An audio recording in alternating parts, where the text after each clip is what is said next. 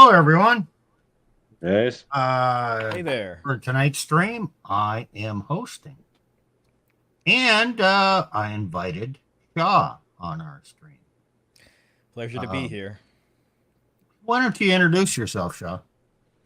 Well, my channel name is This Is Shah, and I guess my only thing that makes me kind of special is I used to work at a child support agency, and I would sometimes see the manosphere content and adjacent content, and sometimes when I'd hear references towards child support or some of those laws, and it kind of made me want to discuss more about it because I saw that there was sometimes a lot of mythology going around or things that just weren't entirely accurate. So I was like, maybe I'll share some of what I learned from there. So, Nick and I were both on Just Pearly Things for, I don't know, 5 minutes each.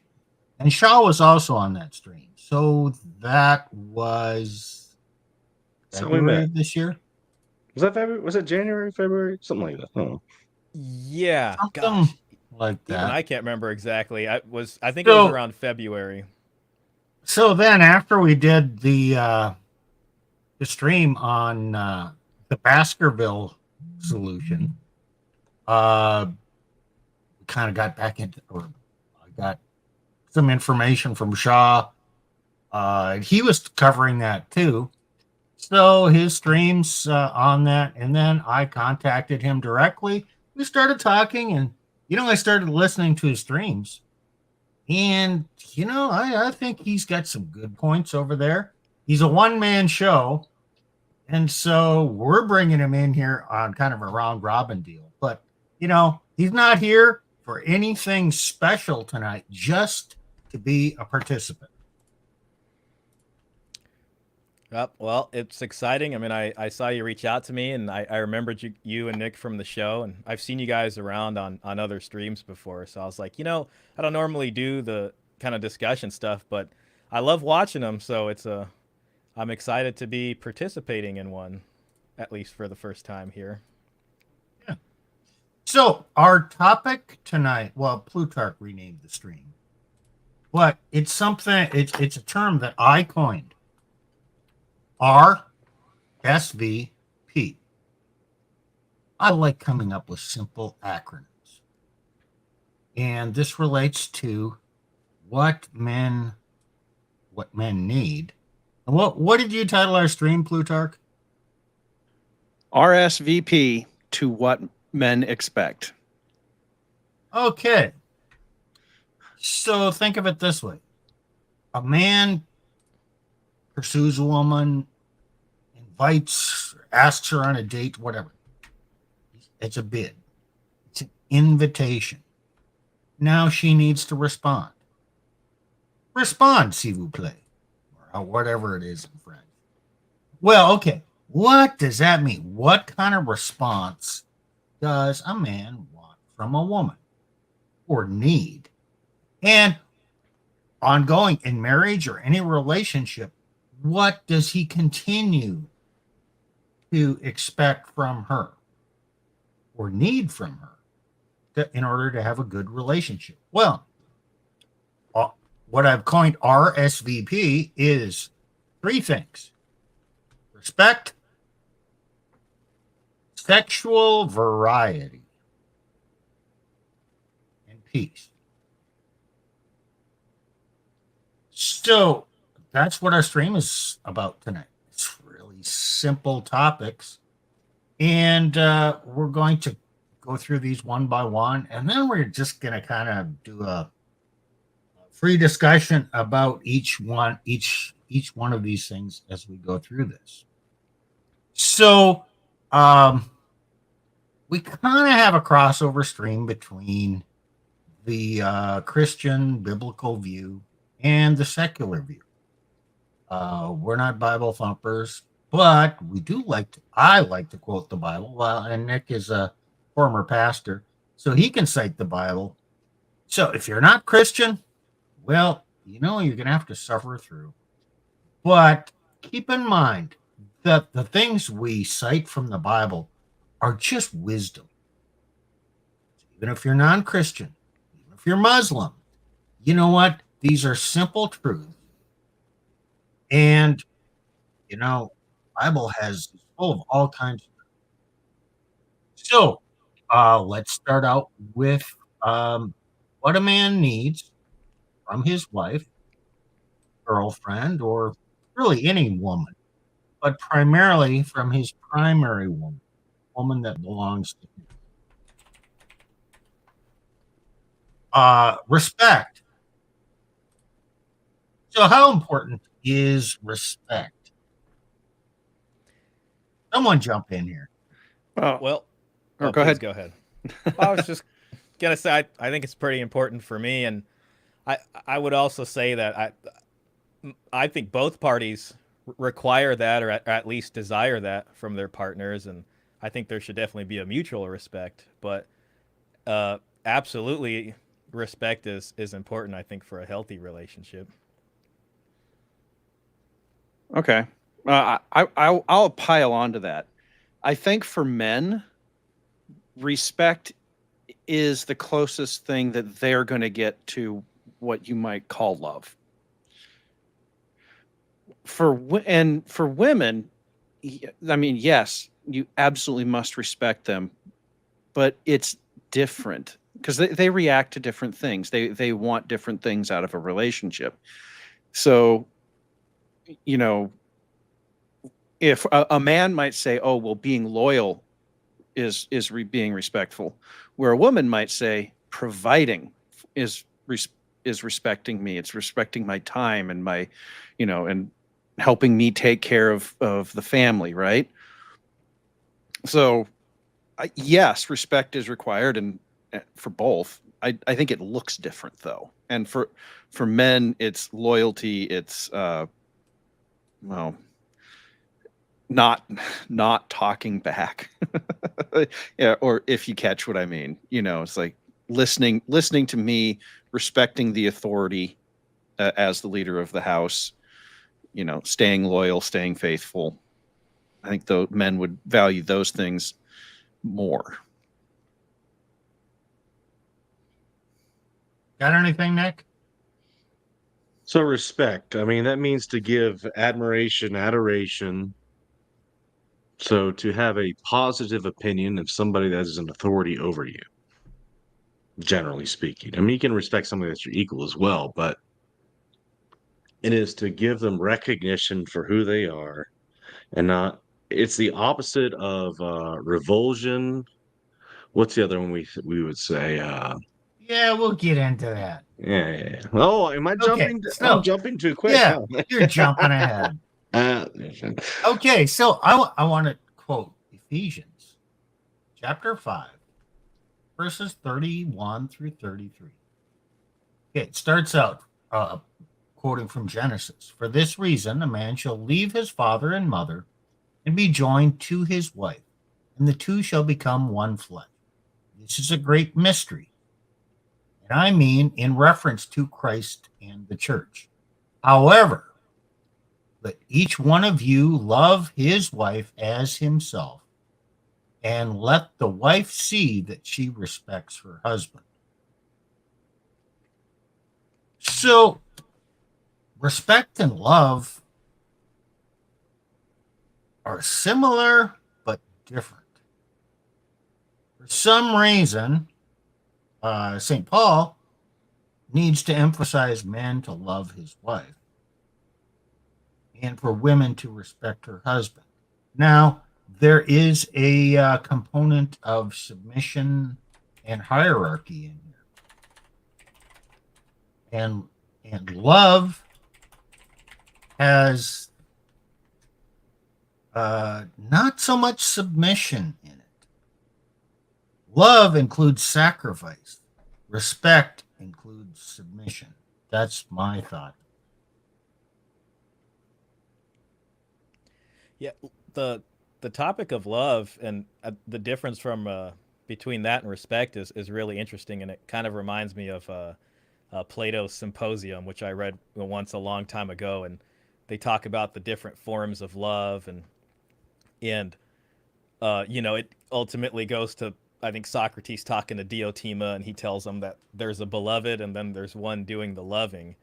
And Plutarch, when you mention that the closest thing a man can get to, so-called love in that sense. I hope I'm not misquoting you.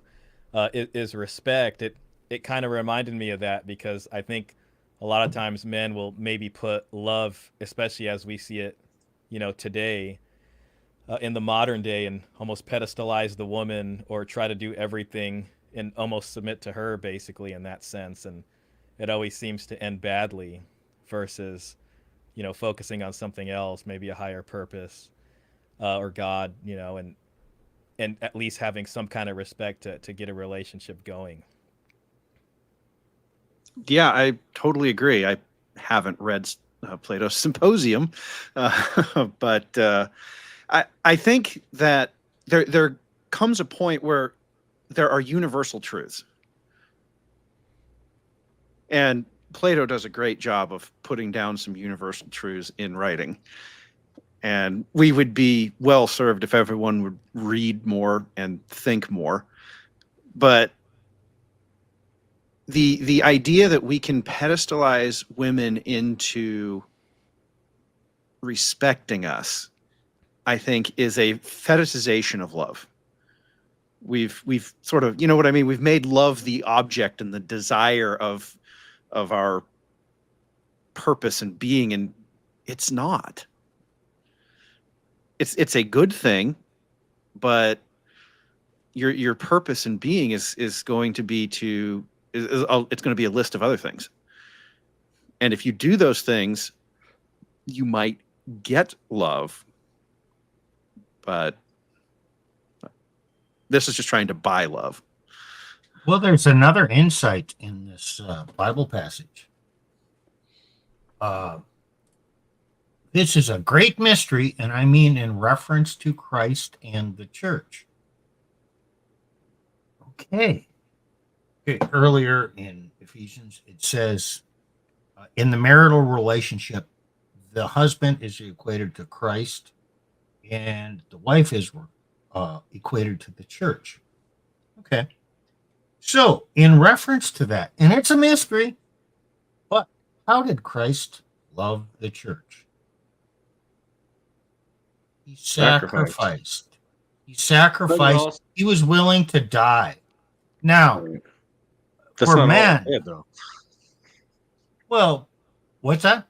That's not all he did. He also gave. He's the one who gave. He was the one who was there on the Mount giving the 10 Commandments according to Christianity, right? Right. He gave the 10 Commandments, and he also expounded upon the law in the Sermon on the Mount. Sure. Well, but I can't. Sorry. Go ahead. You can't love somebody when you're dead. So yes, sacrifice is important. Just don't give it too easily. If you're going to sacrifice, it's got to be worth something. It's got to do something. Well, I'm talking about the willingness to sacrifice, the willingness to suffer. Now, actually, if it requires it, it requires it. Okay. Yep. But it's the stepping up to do that. That's love. And as men, okay, this kind of resonates. I don't even care if you're a Christian. You have an urge, a desire to protect your wife physically. Okay, that is love. But that's not submission. You don't really have an urge to submit to your wife, to listen to her, to go by what she says. That's submission. They're really not called to that, but that's what the woman is called to. And respect means understanding that there is a hierarchy here, and he's got the responsibility for protecting you. Therefore, he has the authority. So there's a comment in the chat that I think is another good angle we should talk about. We fear God, therefore we respect God. Can't respect without fear. Now, I don't want to make it seem like we need to put the fear of God in women. Personally, haven't found that to be very useful. Um, but what if instead she was afraid of you deciding that what if she's afraid of doing something wrong, and she was afraid of the consequences of doing something wrong, like, oh, cheating. It's Well, we that's a really tough one. well because You picked the worst example. I know, but do we fear God, or do we fear the consequences of or that God can deliver? Oh, we fear the consequences. And go back to Genesis. After they sinned, what did the man and the woman do? They went and hid because they feared what would happen. Right. So I guess what I'm really saying is, we're talking, Steve, you were talking about the other side of this, and we're, the simping side, for the lack of a better term. What if instead of simping for women, you go off, do manly things, do your job, and you don't simp for her, and you build a life for her, and she's bought into it, and the consequences of cheating become so great that she's like, I don't want to do that. That might hurt too much. Yeah, treat her like God treated Adam and Eve. He banished them from the garden. That's the tough part, in our kind of climate here, especially with the laws and no fault divorce and things like that. I don't want to drag this too far into that, but I agree go with ahead. you. I agree with you that men should be able to focus on that and not have to worry about, at least in some sense of what we can see today. I mean, a woman can cheat, and if he's the breadwinner and is doing all the stuff he was maybe raised to do, she can go straight to the court, and unfortunately, the wrong she committed there is not going to be factored in like it would have been back during at fault times. And it makes me think of, especially when we talk about like a beautiful concept like sacrifice for the family, and it's thing you can even say men naturally want to do, maybe even instinctually, especially for their children and their families and their homes. It almost gets hijacked. Like you hear segments of society, they might use that concept of sacrifice that we're all used to in the way of like, step up, you should be a real man and step up for this. I don't want to demonize single moms or anything, but maybe for a situation that might not be the best for him, like he might get shamed into a situation in a way that's almost taking this concept of sacrifice in the way it was originally meant, which is more about serving God and sacrificing maybe in other ways to then provide, and then using it against him, and then that plus the sort of legal environment we're in and the cultural environment, it gets really hard to navigate. It's important because it is hard to navigate our modern world. What do you think, Nick? Navigating the modern world? Yeah. Well, about anything we've said here. You haven't talked for a while. Yeah, I've been trying to get my Twitter feed to go. So Yeah, Nick's having some technical difficulties I'm having today. technical issues I'm trying to fix. Uh-oh. But Okay. Well, Shaw, there's an interesting point here, or it's a question, and I want your opinion on this. Okay. If the state can take away all consequence for female poor behavior, Mm-hmm. why would she ever? Is it even possible for her to ever truly respect and love a man? Oh, that's an excellent question. I mean, because I think a lot of what you see now, especially with that option being presented for women to take, like they have this out, so you can go up there and say the vows and promise to do this till death do you part and everything, but you do have this mechanism that comes in the way that sort of enables the breakup of marriage. I would like to be charitable and say, their belief, maybe their religious moral belief, would hold them at least in their hearts to that standard of living up to that ideal. I do think it becomes a heck of a lot harder for them to do that, especially when they're when they're inundated, especially through media and everything else, of wanting to take power maybe where they shouldn't be in that relationship. And you kind of see this a lot now that they have that option. They almost kind of use it as another club to beat on the man of like, well, you weren't doing this right, you weren't doing this right, and no matter how much the man bends over to try to do all these things, it still becomes in this, which is essentially a huge display of disrespect to the husband, and a lack of appreciation there. It just keeps moving the goalpost in this way. So it definitely becomes harder. I would like to still believe there's a way out there, but that's very hard to do. And I tend to get stuck into this aspect because, I kind of look at marriage as there being a spiritual aspect, and then also kind of being a material aspect. And one thing I've been doing just for fun is digging into things like the dowry and how marriage contracts used to work a long time ago.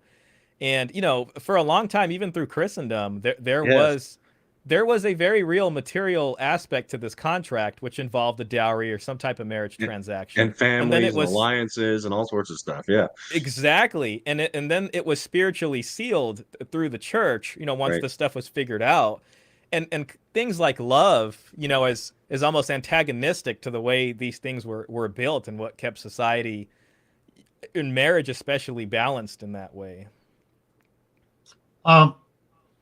Michael Sand talked about fear. Now, we're not talking about threats here, but the fear of consequences is kind of a basis of both Christianity and Islam, that if there are consequences to our behavior, we do. Okay, so let's just talk there. There kind of has to be a little bit of fear of consequences. Now, if the state removes all consequences, removes fear, and it makes doing what we're called to do that much more difficult. So back to the dowry issue.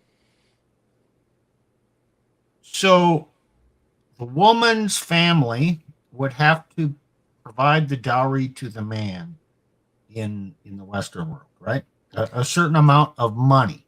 What would happen if she breached the marriage or became unfaithful? What would happen to the dowry money? Well, so, there's, and just to split that up into two, like, okay, if she does something or if he does something, if she does something, then typically, he would keep the dowry.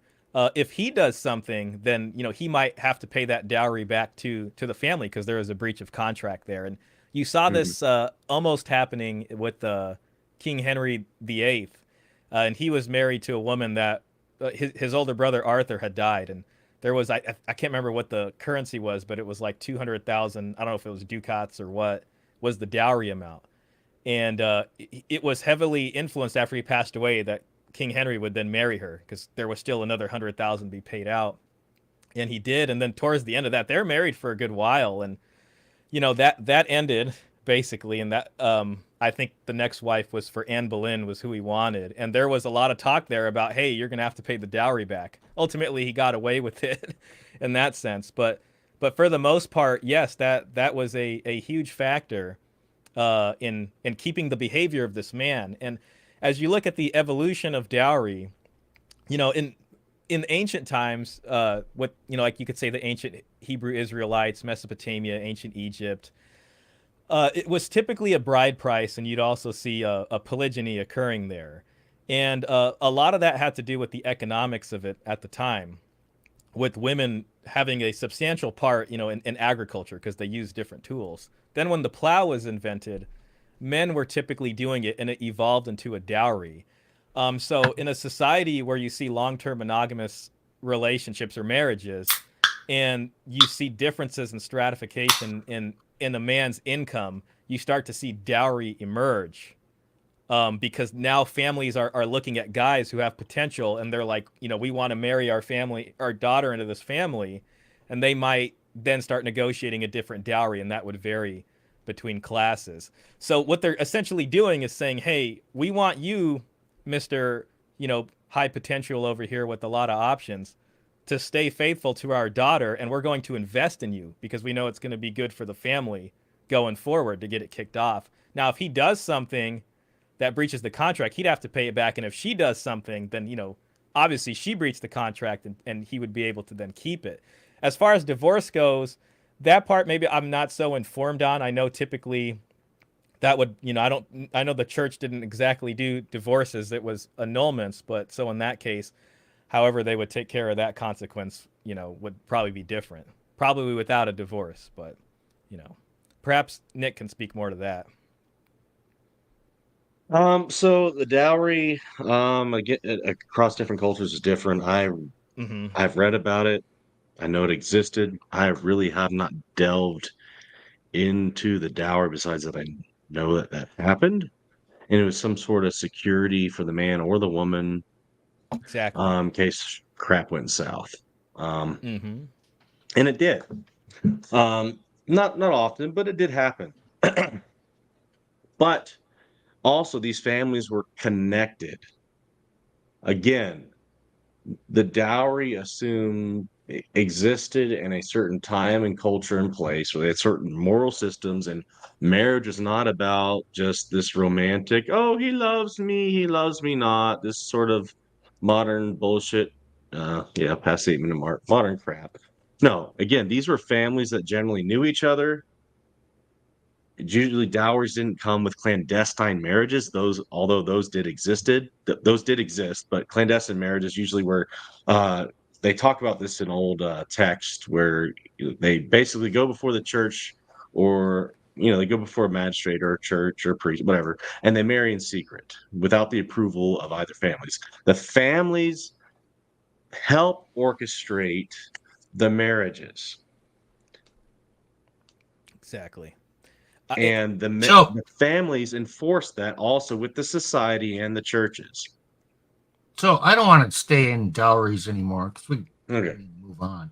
But the point is, dowries and the resolution of the money did represent a real penalty, a financial penalty, and the money did not go.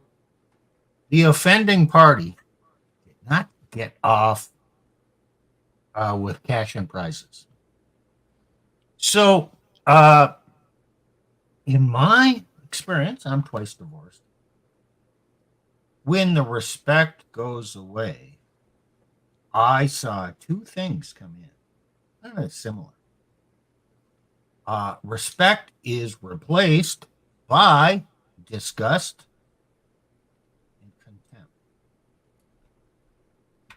In men, you can detect when someone has contempt for you, when someone has disgust for you. Yeah. When Revulsion. you detect those, and revulsion, yes. Yeah. When you detect that from your wife or your girlfriend, sorry to say, my experience is it's over. You're done. You're What do you giving me think, Nick? flashbacks right now. Or Shaw. No, Shaw, please, you have please go something to ahead, Nick. say. I don't want to interrupt you. Sorry. I can go after. It's no problem. So yeah, if there's revulsion, it's the complete opposite of respect. She is not. How can you respect somebody that you have utter disgust for, or that you internally just despise? And so this is what men expect in women. Respect, R.SV.P. We're still on R. If you don't have respect, you don't have anything. Because if you don't have respect, she is not looking at you as to meet her needs. She's not looking at you as somebody to admire. She's looking at you to throw on somebody to blame and possibly throw under the bus while she may be monkey branching to somebody else. Because a lot of times when Yeah. they stop respecting you, not all the time, but when a woman stops respecting a man, sometimes it's deserved. Like, honestly, sometimes it can be deserved. There's some instances where a man, it's harder. You can't really respect a man that, is, could be abuser, or and I mean that in its classical uh sense of, actual violence.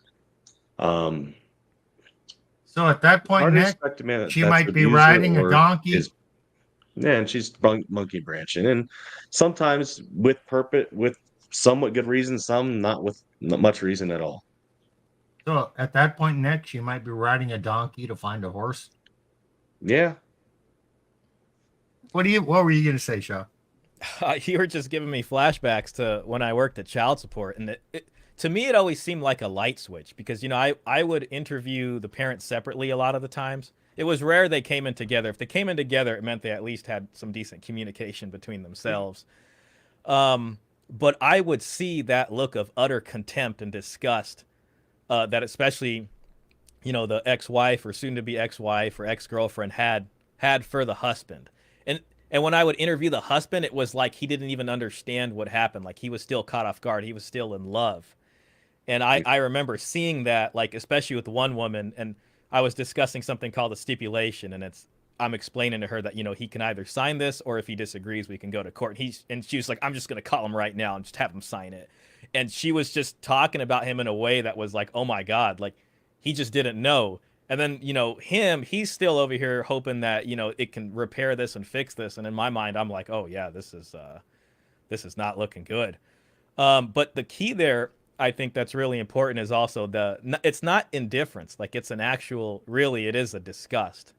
It is a contempt there. And it did seem like a light switch. And I think that's why things like even the red pill, and maybe not its current manifestation with the sort of shock and awe content, but the way the red pill originally, was, at least a few years back, helping men understand what cultivates attraction and what diminishes it.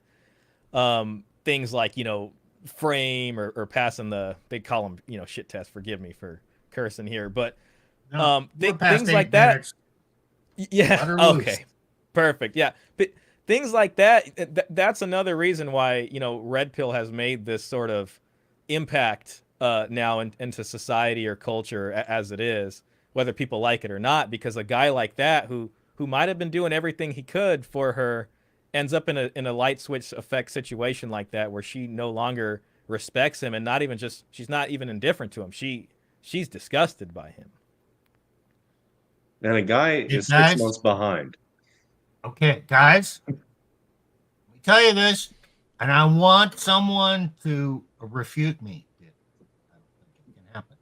If she has contempt or disgust for you, there is no recovery.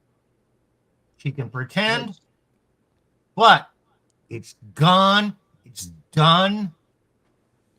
Period. Do not pursue her because it will just confirm, and she will get more disgusted by the simp who is pursuing her and trying to convince her otherwise. The contempt, that's done. Once she shows that, I have not come up with a way that ever sees a recovery. Now, okay, everything is possible in God, with God, whatever. Prayer is not going to change her mind. Just accept it. What do you say, Nick? Well, I'm actually going to quote a woman. That's dangerous. But Mama knew. Mama knew. She said, Nick, I know you're religious and you think God can change people. Said, there's a remote possibility that could happen. But normally speaking, a leopard doesn't change her spots. Well, Nick, if you're looking for somebody to disagree with you, I can't. That was the story of the end of my first marriage. Like, once a woman has decided she's done with you, not only is she done with you, she's going to do everything she can to destroy you on the way out, because that's what disgust does. Even if they get rewarded for it. Well, even if they don't get rewarded for it, like they destroy your ability to go, work a high-paying job to make money, I'm sure Shaw can fill us in on the details Yeah. there of how that works. And maybe he has examples of women who've destroyed a guy's ability to make money and how it hurts them. But, women would much rather spite a man who they hate, and disgust is just another term for hate, than they would even take the cash and prizes. They want the cash and prizes, but like it's wild. When they hate you, they hate you.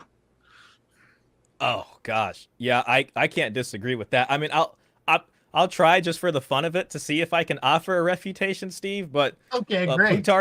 Plutarch is right here, and the more, I mean, like you say, you got to stop just pursuing and simping them, because the more you do that, it will just make them more disgusted with you.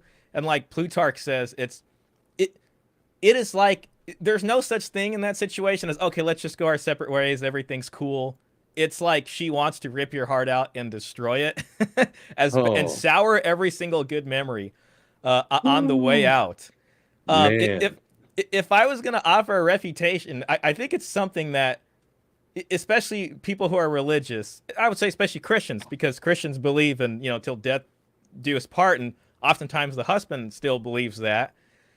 I don't know if you can ever truly win her back, so I don't want to sell that or say that at all. But Red Pill will talk about something called what they call abundance mentality, as opposed to one-itis.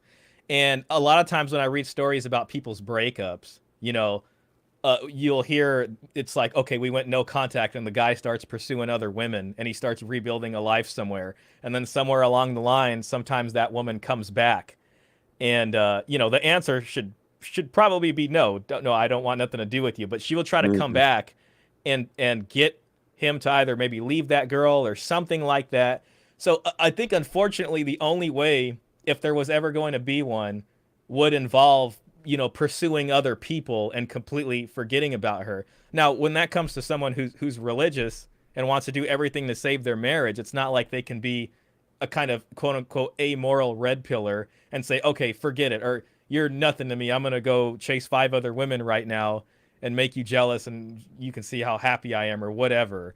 It's not really an option. So they tend to keep pursuing to try to save the marriage and do everything they can, marriage counseling, whatever. I'm going to do the chore play. I'm going to make sure I help with the dishes tonight. You further dig yourself a hole. Yeah. And again, to what Plutarch was saying, I mean, this is stuff I saw that they will destroy the man's ability to do that. I mean, we're seeing that. And the church enables that. That's the effed up part. Well, this is sorry, I thought I lost you guys for a minute. No, this is akin to the 5 stages of grief, and one of them is bargaining. Okay, and we're going to move on after I make this statement. Yeah, it's denial, it's bargaining. But you cannot negotiate desire. Period. Okay, so that's respect. Okay, we talked about what respect is, and men can detect disgust and contempt. Okay, you know what? It's over.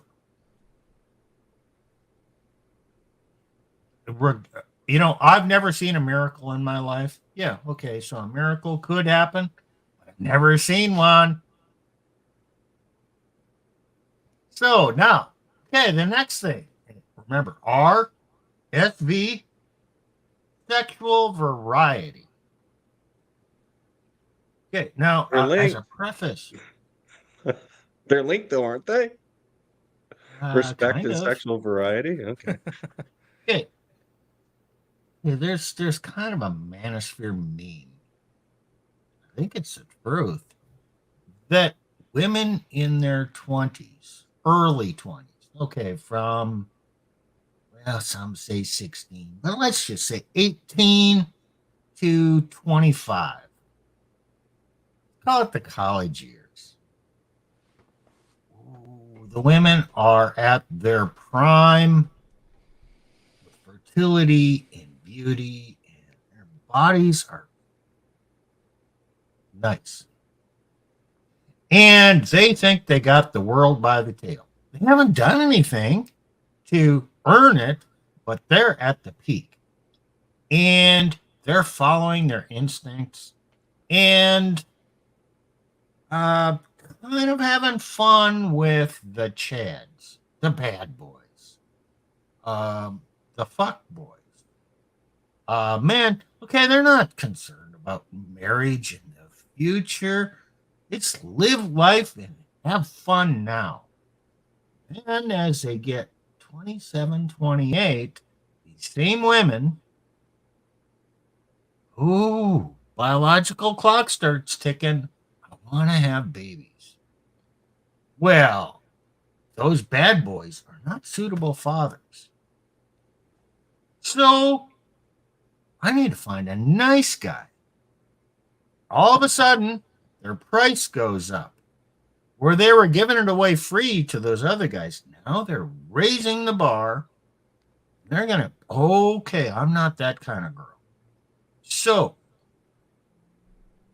move into finding the nice guy.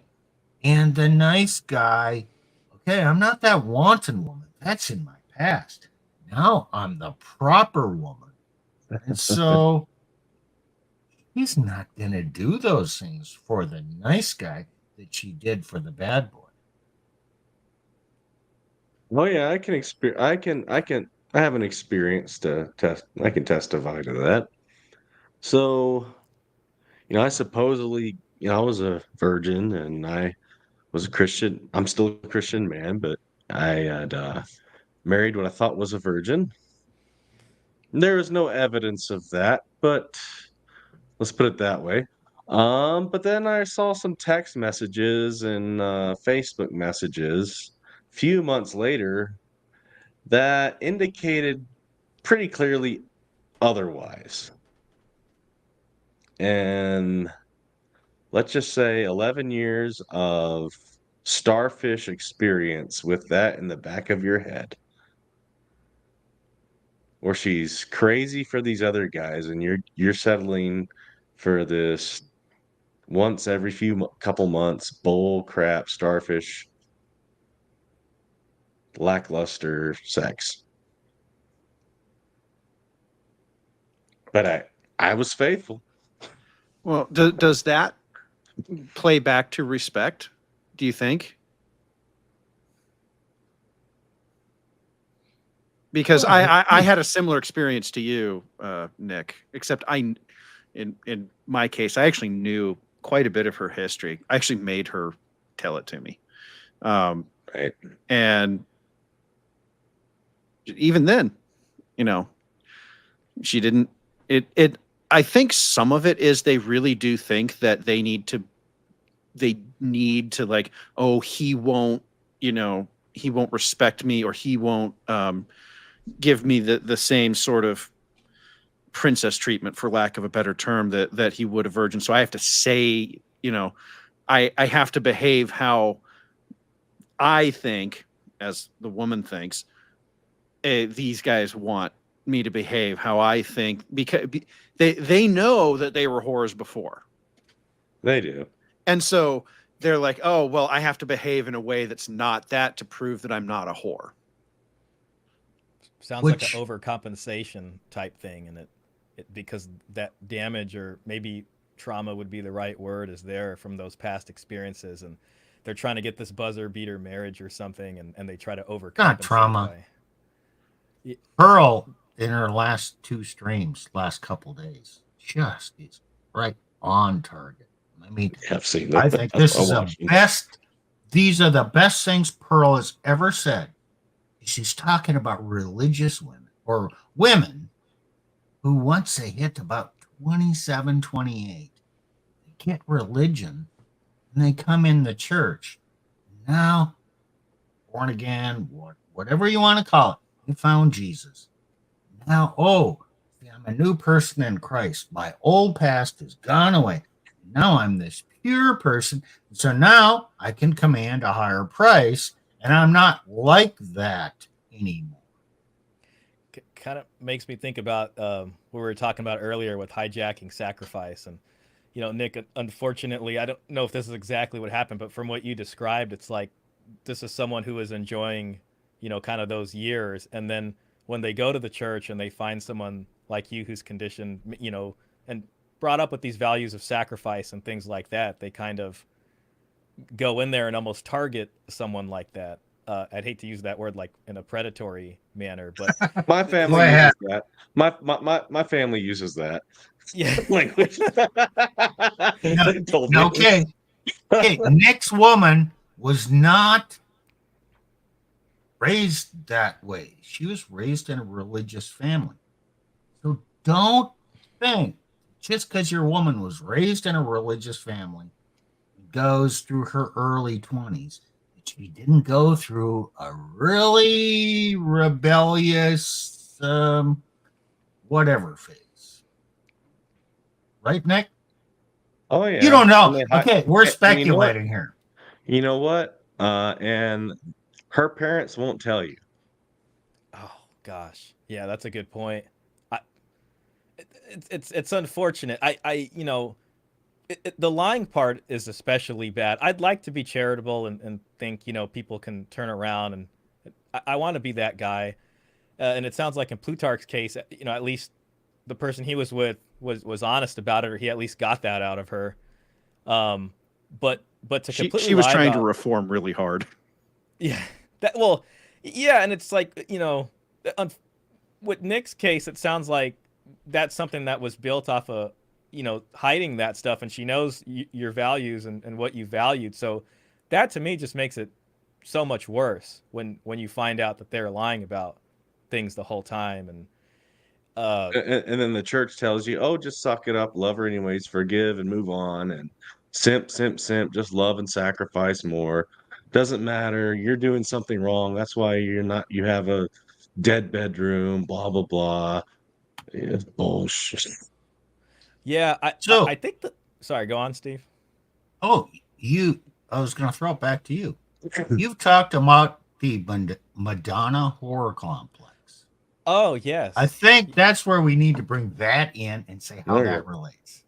Yeah, the Madonna horror complex is something that I've just thought about for myself, and I tend to view the world as this kind of balance between order and chaos. At least a lot of our religions, even going back to like ancient Egypt or ancient Sumer, it's about this almost struggle between order and chaos, and I think that plays out within ourselves. Like men, even when you see like these red pill things, like on the one hand they will say they want a submissive wife who stays at home and is nurturing and all these things, but on the other hand you might see them also chasing the OnlyFans type of girl, or someone that's more like that.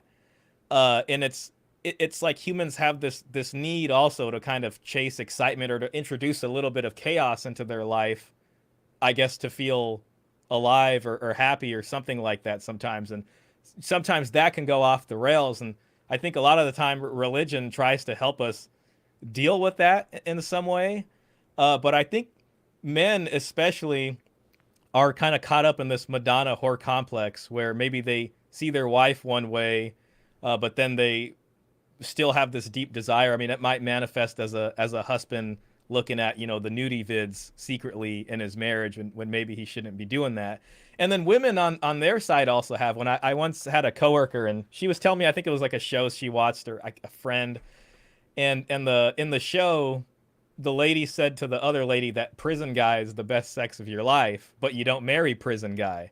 So in a way, they have their sort of desire for the bad boy, which is chaos. And then they also have this other desire for the provider, good guy, right? And these two things are roaring, like in a eternal struggle inside of us, in a way. Rollo recently talked in the past couple days, week, whatever, talked about 80, 20, 4.5. So that bad boy, we say that, like 10% of the guys get all the action and 80% of the guys women don't see. Okay, so there's that 80% that they don't even see, they don't even think about. 4.5%, it's on. Those are the desirable men. Okay, that's who she had fun with in her early 20s. Then Next stage, time to find a man to raise a family. Well, not one of those 4.5 guys, because that's not what he's about. He's fun. No, I need a stable man. So that 20%, that nice guy who's got good income, engineer like me, kind of boring, not so bad. Yeah, okay. But I need to be the Madonna for him. Pop out a couple kids, move into the mid 30s or 40. You know what? He's pretending to be this good girl. Maybe didn't even really wasn't attracted to this guy. And all of a sudden, okay, there are two sides to her, the Madonna and the whore. They exist all the time. And you can't get that need met in the marriage, so therefore she looks outside of the marriage or has to end the marriage. So, yes, my advice to men is recognize that your wife is not the pure thing, even if she was pure when you married her. She still has this instinct to be. Okay, I'm going to be blunt about this. Be kind of treated like a whore in the bedroom. And we know this is true because look at the popularity of 50 Shades of Grey. That's a good point. Yeah. Now, It outsold Harry Potter in 2012. now we do have to make a point here, guys. Understand that the law is not on your side here if she ever decides to bring this stuff up. So there's a balancing act that I think that you're going to have to do as a guy, where if she actually does respect you, she's going to be okay with a lot of stuff. And I am not a fan of, just ask for permission for every possible thing you might want to do. I don't think that works. I think that makes you look like a beyond beta simp. Like, no, don't do that. But it's okay to have a conversation about sex outside of actually having sex, so that you can get an idea for, what she's, where she might draw some lines. And different women will draw different lines. Some women are freaky, but honestly, guys, a lot of them aren't. It's probably sits on a bell curve, because fucking everything sits on a bell curve. And you're going to have some women out there who are, oh no, you just, all I do is the starfish. I was watching a video about different types of sex in Japan. There's a Canadian guy who was dating Japanese girls, and what he described was very similar to this. You had some who were like, you basically couldn't touch them. Most of them were kind of normal, not too freaky, not too, buttoned down. And then there were the freaks. So, and that's a totally different culture. That's an Eastern Asian culture. So there's probably some truth to this. And and I'm going to say this, don't push them so far that they can bring it up to in court later. But also realize it's with you. Yes. They won't do that with you. That's a tough realization to have right there. And unfortunately, a lot of guys realize that maybe when they've been trying their best to try to figure out what's wrong or how come she's not in the mood or something like that, and then they find out she's cheating on him or something like that. And that's a dangerous time too. Even at child support, we had some unfortunate domestic violence type things happen in those situations, and a lot of times the red pill will get blamed, and they'll say it is meant to increase hate in men for women, but it's actually the opposite. That red pill helps men deal with what they call blue pill rage, sometimes called red pill rage. But if a guy doesn't kind of understand some of these things, when he runs into that situation, like the whole thing just snaps at once, and it's a very, very tough time to be in, especially, you know, for a man. I got 2 comments on this. There's a risk for not giving her what she desires. If she desires some freaky stuff, you don't give it to her, you're at risk for divorce. Yes. You guys have talked about the risk of doing it when she's not into it. Now, the second point is she can accuse you of anything, anytime, whether it really happened or whether it didn't. Oh, yes. Oh yeah. Just because you did it and she accuses you and she was into it at the time, okay, you got no defense. Just because you never did it and she accuses you of that, you have no defense. Oh, yeah, you better hope there was like 20 CCTV cameras with audio during that entire span recording. And then you can get in trouble for doing that if you're in a 2-party state. You're controlling. Yeah. I hear what you guys are saying. I mean, and just, you know, even in my own experience, I've heard women tell me, because women have some interesting desires sometimes that border on 50 Shades of Grey style things. They'll tell you, and you know, some of them have said things to me where I've imagined it for a moment and I thought, say you did that for her, and then suddenly they decide to say, hey, this person did that to me. You'd be in some pretty big trouble.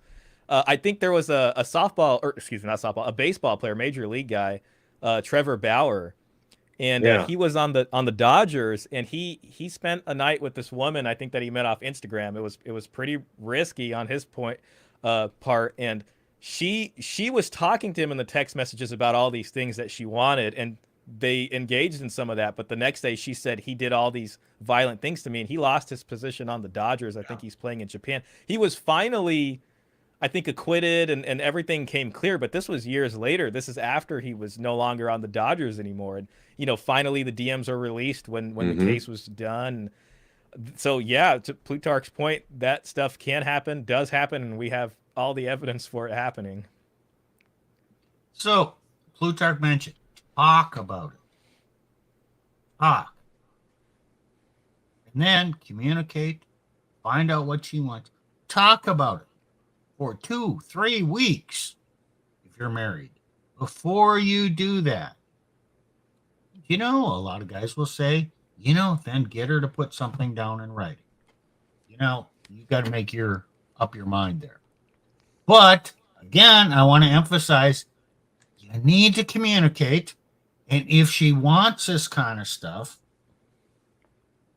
you're at risk if you don't provide it. And remember, 50 Shades of Grey was very popular.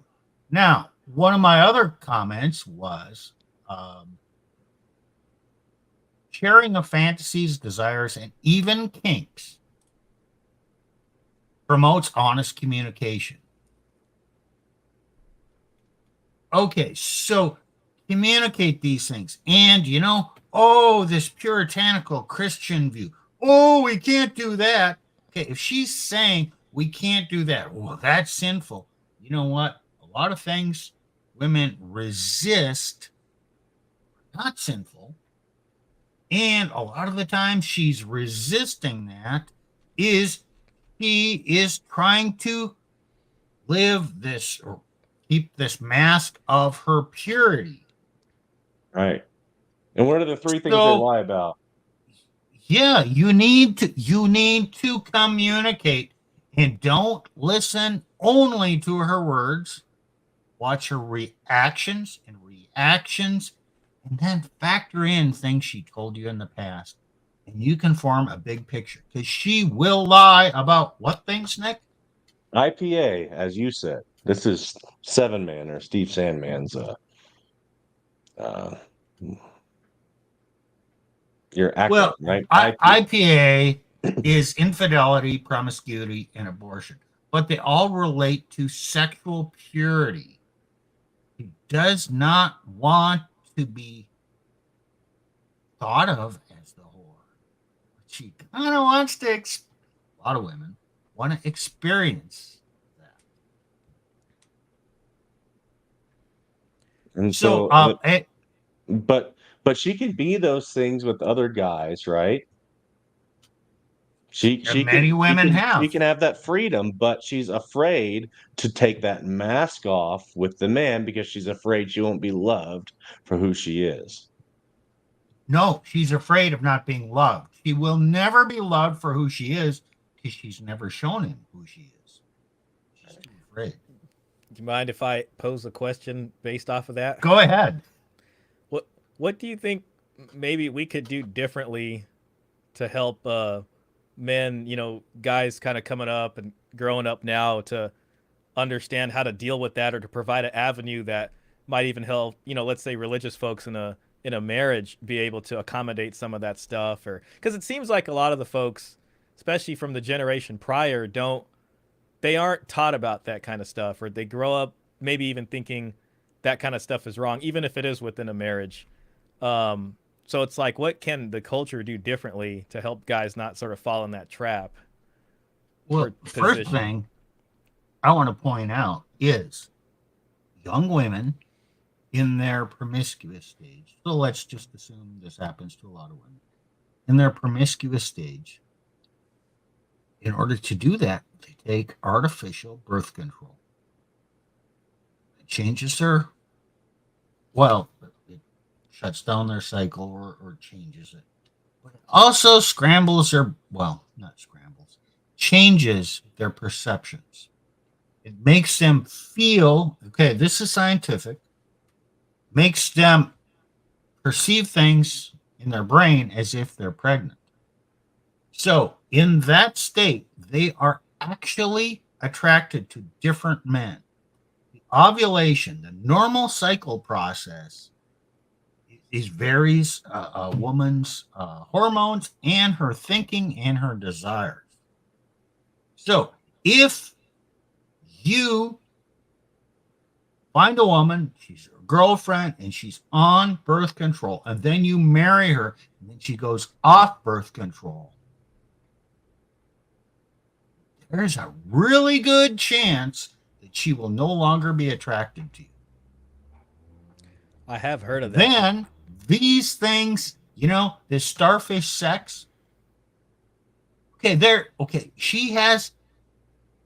Think about this. Okay, the body is designed to bring two biologically compatible people together.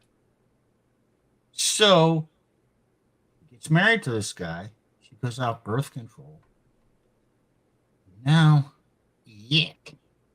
I don't like this guy. He doesn't smell right. Because pheromones matter. Brings the right people together. So now he has physical disgust. You married the wrong woman. If you were on birth control, you screwed up the whole meeting, dating, selection process. You think God's going to fix that for you? So, what can we do, Joe? We tell young men, okay, you know what? He's on birth control. Probably not best not to marry her. Oh, but you had such great sex while she was on birth control and you didn't have to wear a condom or anything. Well, yeah, you're not Bite you in supposed the to ass. do that. You don't think there's any consequences to your behavior? Yeah, it's funny you bring that up. I read about that relatively recently because I didn't know that before, and when I actually read that, it was like almost shocking to me. I didn't realize that's what it did. It actually changed. And I've read accounts from women themselves who said, we got off birth control, and I'm not attracted to my husband or my boyfriend anymore. He's really great. He's really, I really love him and everything, but it completely changes, which sounds like a complete nightmare situation to be in. And it just as a child support guy. I mean, not to scare anybody or anything, but the thing about birth control is it does fail sometimes, you know. And then she gets pregnant, and you know, I kind of call this like a clash of expectations. When an event like that happens, in the discussion about if an event like that happens didn't happen before the event happened, then you'll start to see a clash of expectations. Maybe he thought she wasn't going to get pregnant, and he really didn't see himself going all the way with her. And maybe she thought, well, you know, whatever, if it happens, then you know, I'm going to keep the baby or something like that. And then it becomes this thing where right even then, when she realizes she's pregnant and doesn't want to, you know, get rid of the baby or anything, she wants to keep the baby because that's what she wants to do. It's like right out the gate, you got it, they're broken up, and it's a child support case that's going to last the whole 18 years. So stuff like that happens. And gosh, so to go to Plutarch's point about communication, about sex, like maybe add that in there because you're playing with some pretty big, you know, important forces there, and that's why civilization had things like marriage Well, to help. Don't fuck with nature. Exactly. Well, Shaw, I want to piggyback on that a little bit because, you know, we as a culture, particularly in the United States, although it can be elsewhere around the world, we have a very puritanical sort of taboo view of sex. And at least in society and culture, I'm not talking about our schools, that's a different topic for a different day. But even then, the schools tend to focus more on the physical dynamics of it, not the school doesn't teach you what the child support impacts of having a kid, even out of wedlock, are, right? Typically not. Sometimes an agency will do outreach. We did do that sometimes, but most kids are probably not getting that. So Right. You're not wrong. Yeah. So we need to be teaching our young ones as parents. Remember, you have the primary responsibility. You need to be teaching your young ones early, not just about the physical impacts of having kids and sex, but the legal impacts of having kids and sex. And maybe that's a late high school conversation. You know, I don't know if a 12-year-old's necessarily going to understand the abstract legal concepts here. Another thing, and we've been talking about this more and more, is, guys, you need to start just not dealing with women altogether. I hate to say it, but the easiest way to not run into any of these problems is to not deal with women. Yeah, but we like women. Oh, yeah. Well, you know what? Tune in Saturday on Awareness because we're going to go through what's happening in China. And yeah, I've seen some evidence in the US. Men, even hot, they're just saying, nah, not interested. To hot women. They're Yeah, just not. There is a growing trend of women are just not worth the price or the drama. I qualify that. Almost all women are not worth it. I'll hang out for the unicorn. It's okay. Well, remember, I say this, and Shah, I don't know what your marital status is, and you don't have to say if you don't want to, but I say this as the only guy in the room who has been on streams saying that I'm married, and my wife will be on stream on Saturday talking to Nick and Steve about this. But, and even then, one of the things that I had to have a conversation with her about this, and this was not an easy conversation to have. So she is Russian. She has a Russian passport still. So the only way to bring her into the United States legally, which maybe I shouldn't have done, given how easy it is these days, was to get a marriage license. Okay, well, that meant a formal marriage and all of that. But we're not having kids. You know, I don't blame you for that. And I'll just to be, you know, transparent. I'm not married. I'm recently single. I've been in relationships, but not married. And I can understand that. You know, I kind of have this thing where I kind of call it walking through the fire. And, you know, I've seen so many cases cross my desk, so many judgment orders, and I've seen a lot of bad ones, maybe a minority of dealable ones where it's like, I guess I could take that hand if I had to. Um, but, you know, if you find that it's worth it, I mean, you know, maybe it can possibly work out. And I hate that that's basically the hope strategy there. The not having kids thing is interesting. And I think, you know, God forbid if a divorce did happen, what it would look like for you is probably, it would definitely be a lot simpler. But it would be, you know, whatever was accumulated through that time being split.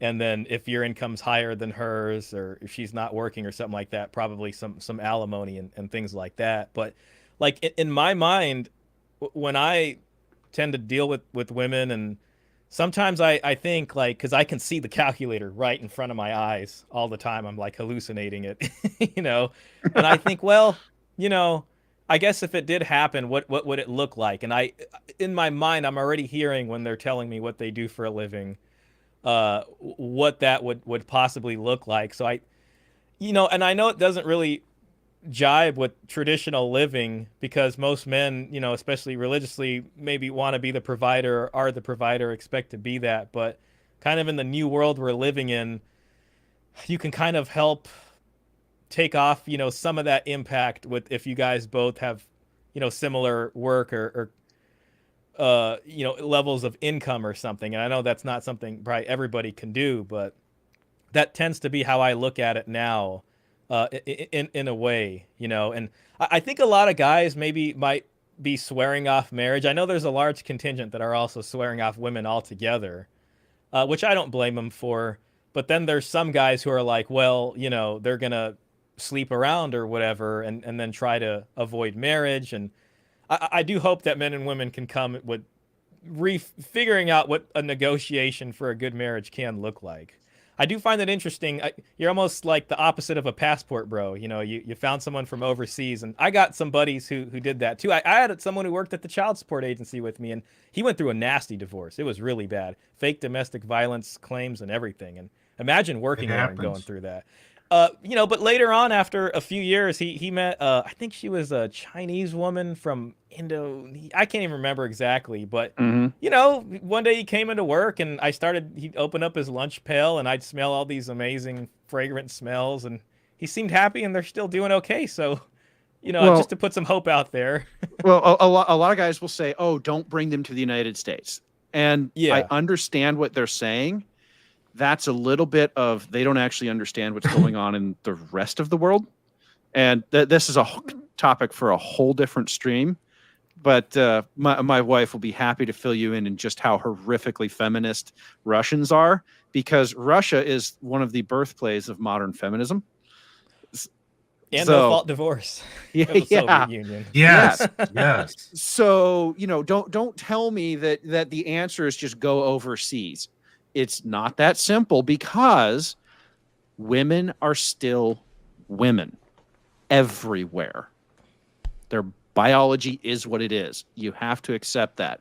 So I said, no, I can do better. I can have a better life here in the United States. I can work in the United States. I can make more money in the United States.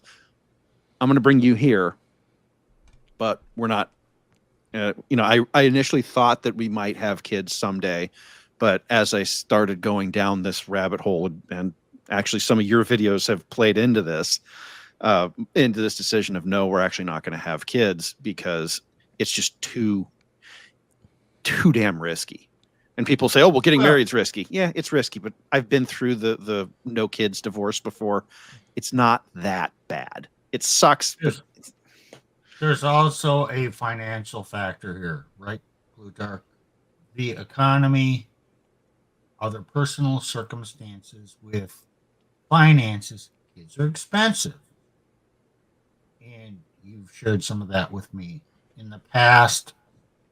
This is not the stream to go into that. But it's financially difficult to have a kid, even in an intact marriage. Yep. And you do think a wise man thinks about the financial consequences of having children should there be a divorce. Now, Nick, 7 kids. Yep, 7. But you know what? The I made difference it in work. cost between 3 and 7 I made it in work, the bro. divorce is not that significant, is it, Shaw? Well, yeah. I'm sorry. Did you say, Nick, you had 7 kids?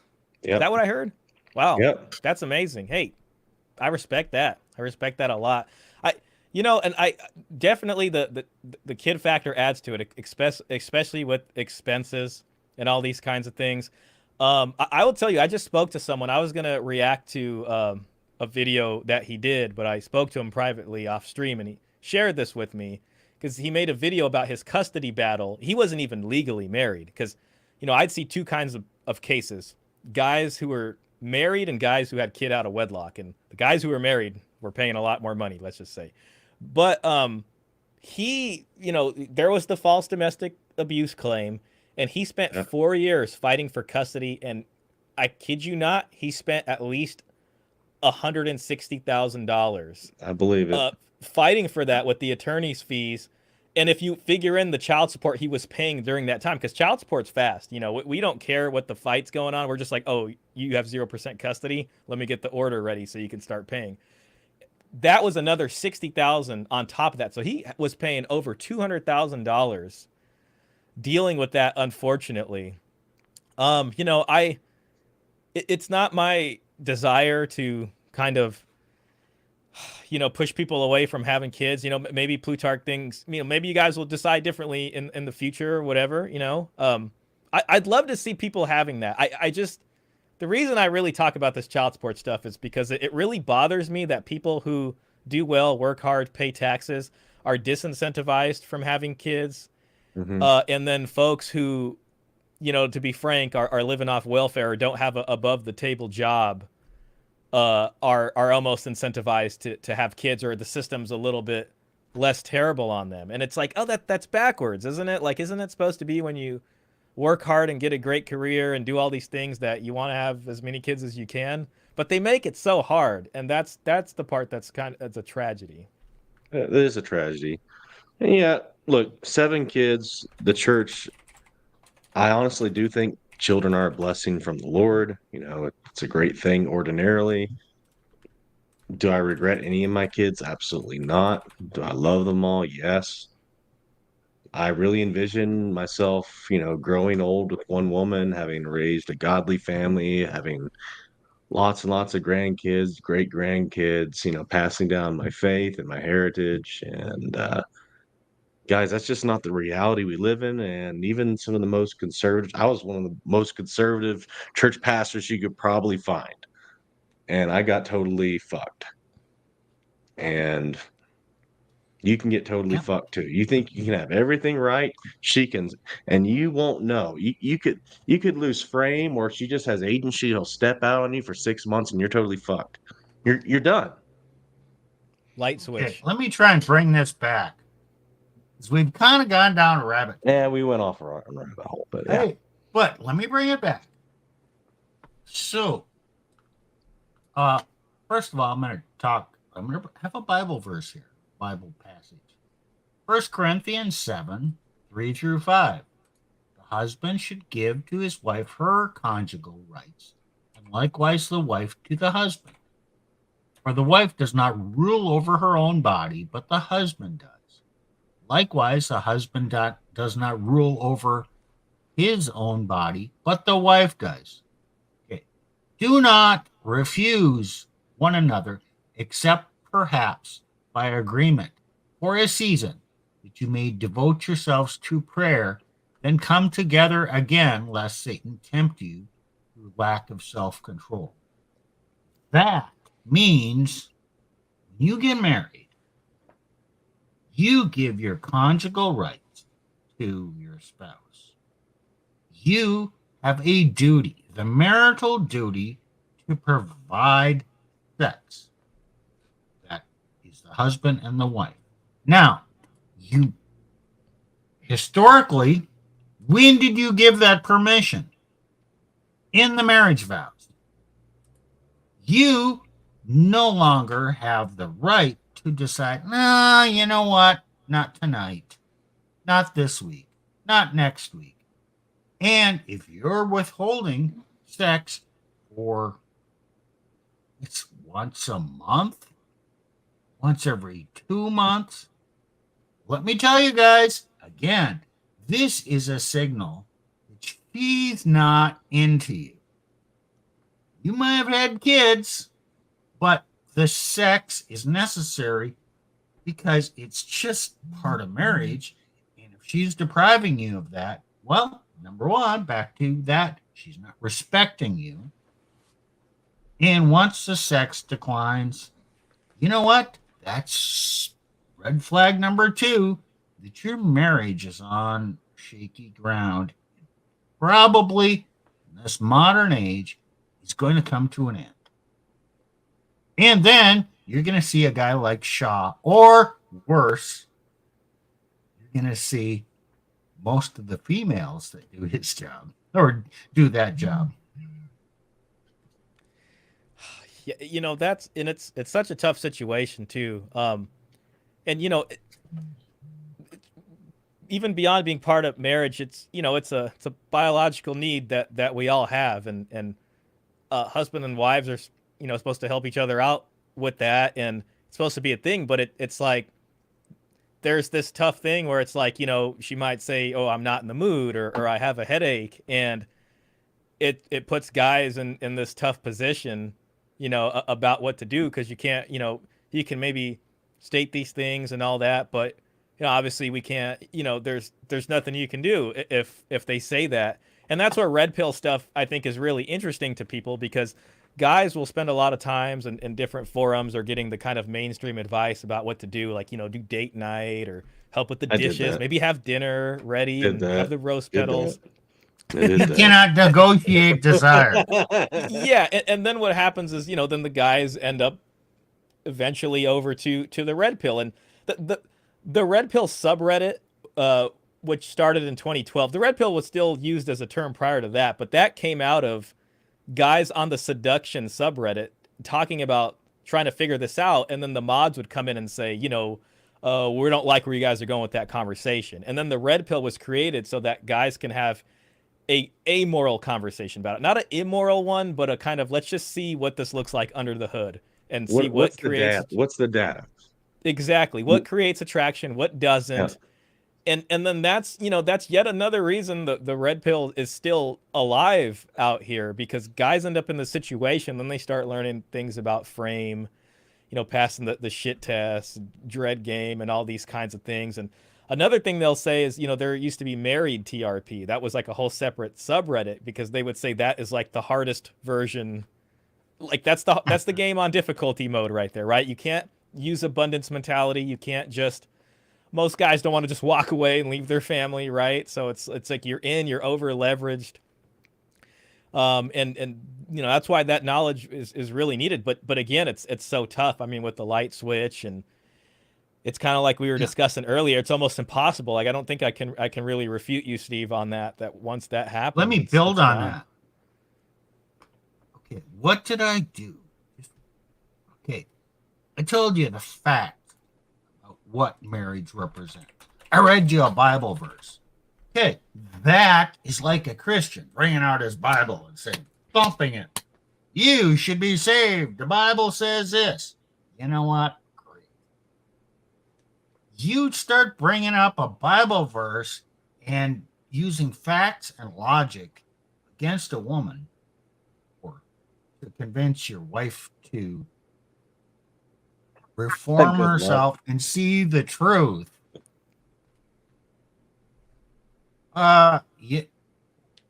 We've used this term. She's going to become drier than the Sahara Desert.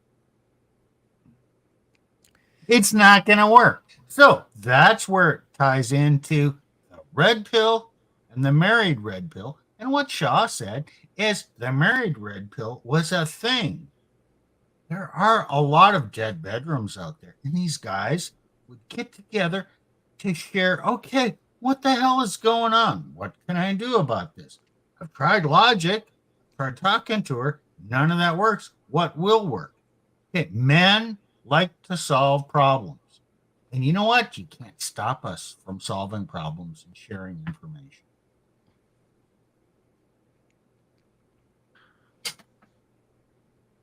See, There's I'll one go thing. further. Oh, So, go like, ahead, this was Plutarch. a problem in you'll find this in the church. You'll find this, especially some of the more evangelical guys. There's a way out, but the problem is they've rejected science. A lot of them, I'm not an evolutionary guy, but they reject observations. They reject participating and gathering data from what can be observed and tested. They have rejected the light of nature, but actually, so they don't want that. They think they have to go everything back to the Bible. Well, the Bible doesn't tell me this. Well, the Bible doesn't tell me that. Well, the Bible wasn't meant to tell you every freaking thing. So Nick, you're saying Oh. that the Bible doesn't tell you how to do an open heart surgery? No, it wasn't meant to. Well, what if I think we've said this a few times now. The Bible, the Quran even, they are intended to provide moral frameworks by which to judge the data you receive and how to act upon that data. They don't provide every answer to every question, No, right? stop treating it like Yep. it's meant to. Like Yeah. That's I think that's a great perspective to have, especially Nick, what you're saying, and I think when you say people treating it like it's meant to, that kind of leads to this thing where people might try to find any verse they can to cram it into whatever interpretation they have to fit it into whatever box. But yeah, I mean, I'd agree with that, and ultimately we are again that order versus chaos. We're always encountering chaos, and the X factor that I always look at is technology. Technology has changed so much about dynamics between men and women and just human relations in general.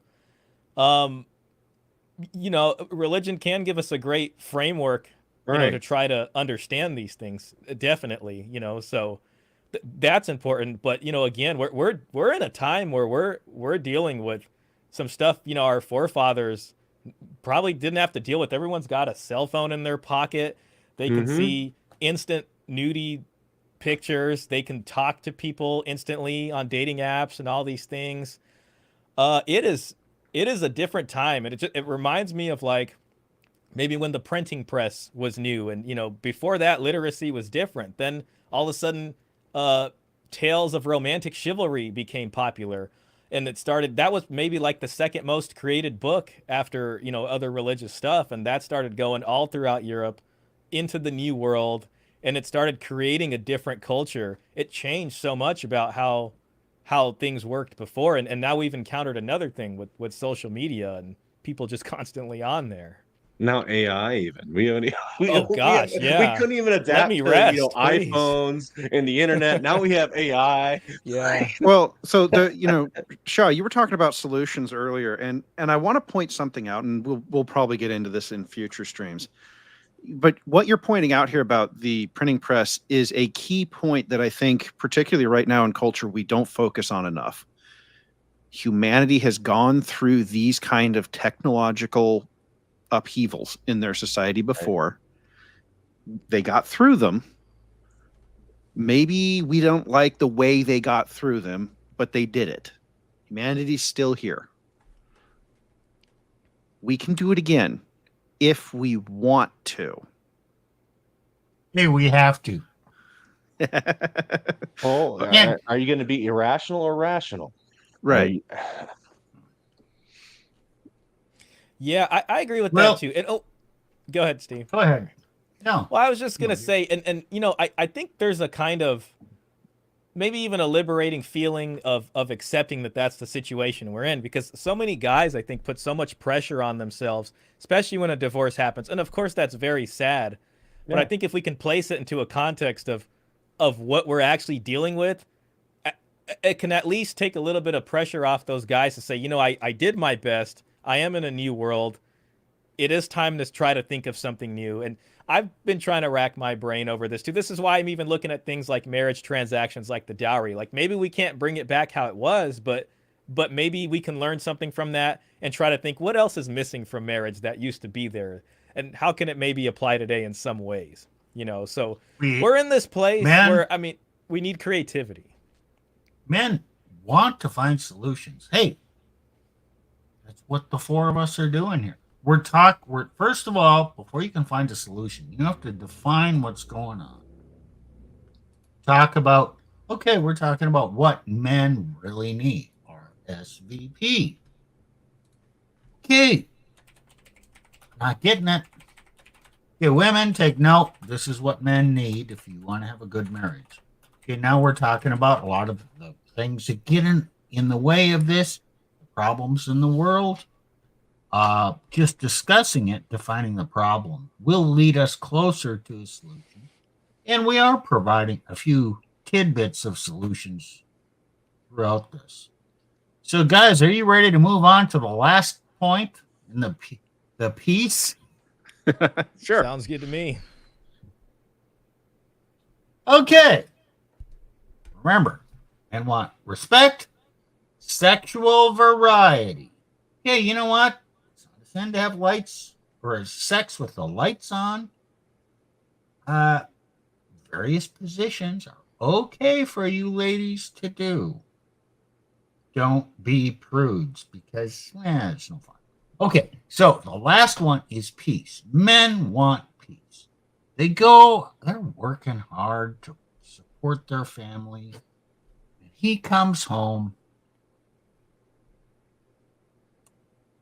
What reason does he come home for if the minute he walks in the door, she's telling him that, oh, you left your socks on the floor last night and I had to pick them up.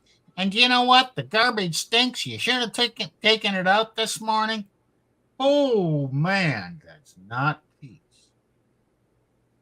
And from Proverbs 21:9, it says, it is better to live in the corner of a housetop than in a house shared with a contentious woman. Okay, nagging does not promote peace.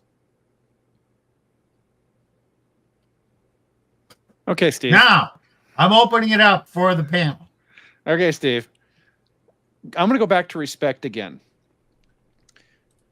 In my first marriage, there was a lot of nagging to the point where she thought that bringing in a marriage counselor to help nag for her was going to improve things. At the same time, you know, the respect is very clearly dead and gone. So basically it was just do some chore play and it'll all be okay. Trust me. How did Now, that work? yeah, it did. Well, there was a divorce.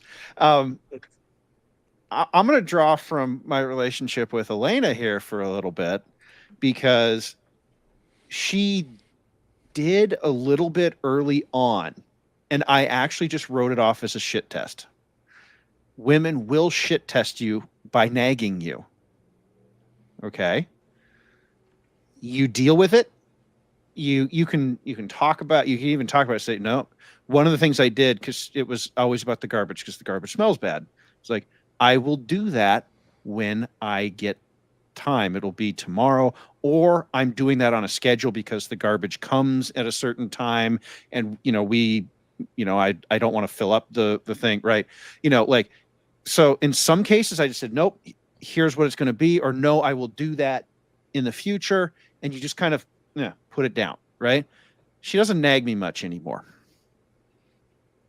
She's kind of learned that one of two things is going to happen. She's either going to find out why it hasn't been done yet, and I don't necessarily, I'm not super sweet about it either.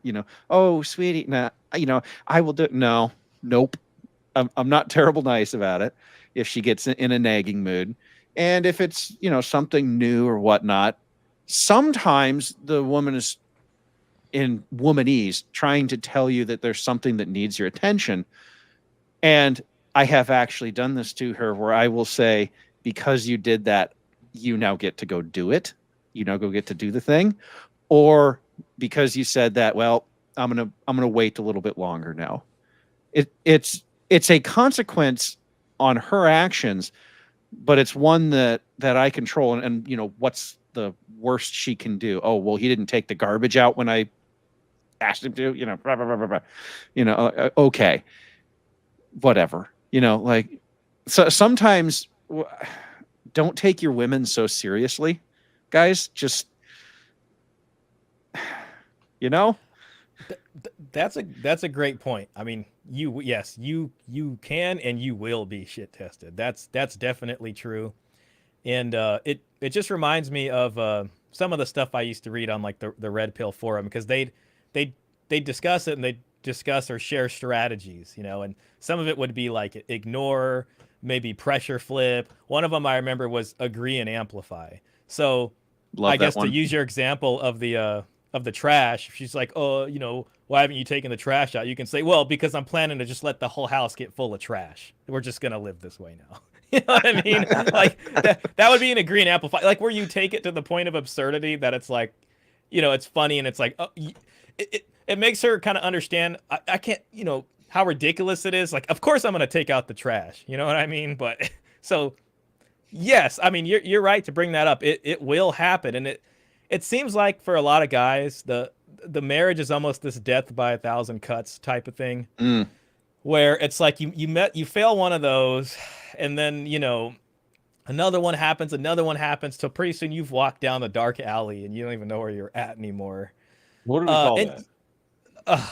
Well, Betatization by 1,000 concessions. yes, that's Yeah. exactly it. And you know what? This is because the man wants peace. Yes.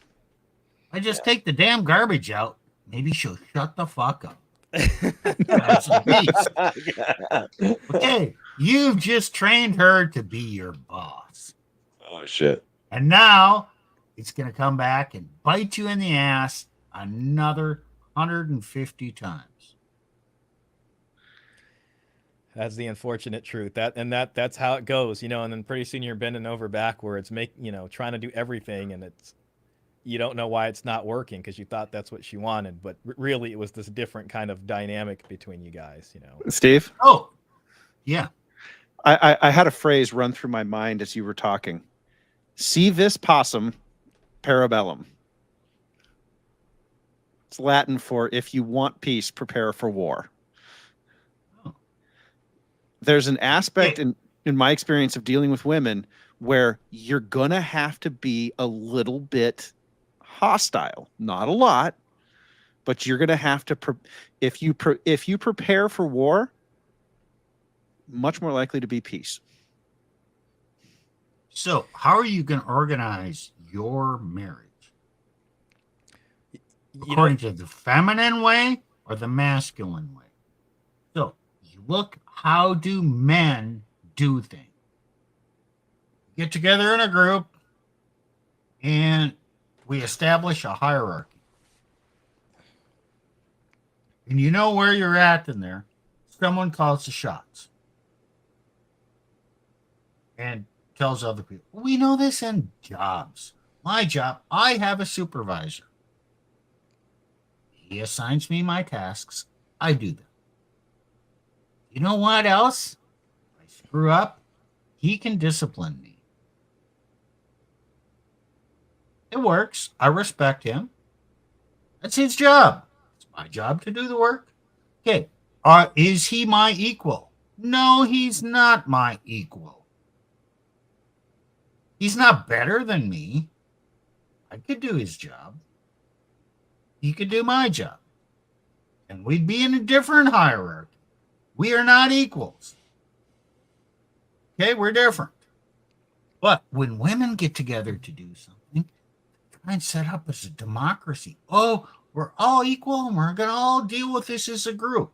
Okay, what is marriage? When she's telling you, nagging you what to do, she's trying to set up your marriage. It's two people, partnership. We each get a say. Bullshit. Chaos. Bullshit. That's There you chaos. There is a hierarchy. Now, to all the men out there listening, are you going to live in a hierarchy or a democracy? Because a democracy means your wife is equal to you. she's going to nag you more, and you're going to want the peace, so you're going to accommodate her. So, in a democracy with your wife, You lose. you are going to serve her. Yeah. One thing Plutarch said with the Latin quote, it almost kind of reminds me of Niccolo Machiavelli. He wrote this book called The Prince, and it was, I think, in Renaissance Italy, and there were a loose knit group of principalities there, and he's writing it to give to a prince. I think it was one of the Medicis or possibly Borgias. And in the book, he talks about if it's better to be feared or loved. And when you kind of talk about preparing for war, it's in a sense of if people see that you're prepared. It's not about wanting to scare people, but in some sense, it's good that if they see that, then they're less likely to threaten you or kind of go down that road.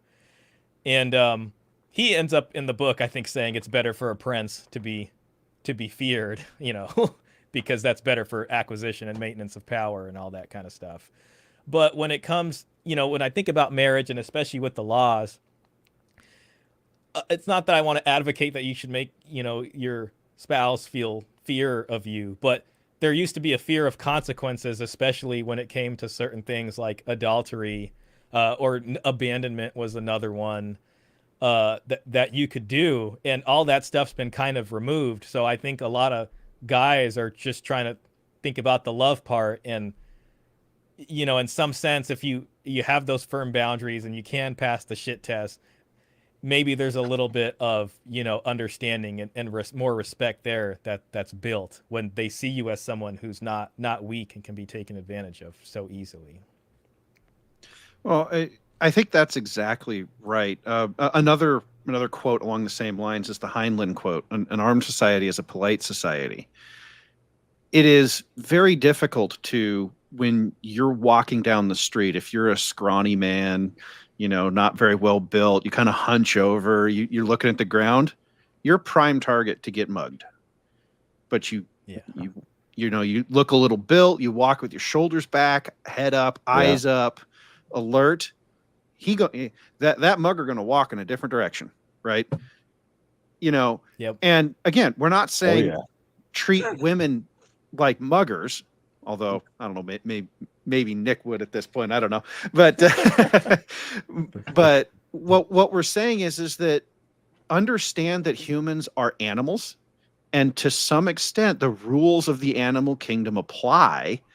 And I think that you mentioned Machiavelli. That's kind of what he's getting at. If you want to acquire power and wealth, be feared. It's a great way to do it. Is it so much fear, or is it respect? Because is there a hint of respect in that fear? I think. Well, Go ahead, Steve. I think it's, hey, keep this in mind. When a woman has control, is in the leadership position, and she's going to seek that. You're not putting her under you. When she's under you, she feels like she's under your protection. And if she's in the leadership position, now she's exposed. And now she's less secure. Mm-hmm. The less secure she feels, the more control she wants. Therefore, the more control, the more dictatorial she'll be. Oh, So, like Athaliah, who tried to kill all her seed in the Bible. Remember yeah, that? she's okay. You let a woman take control, the power goes to her head, and it's going to keep getting worse.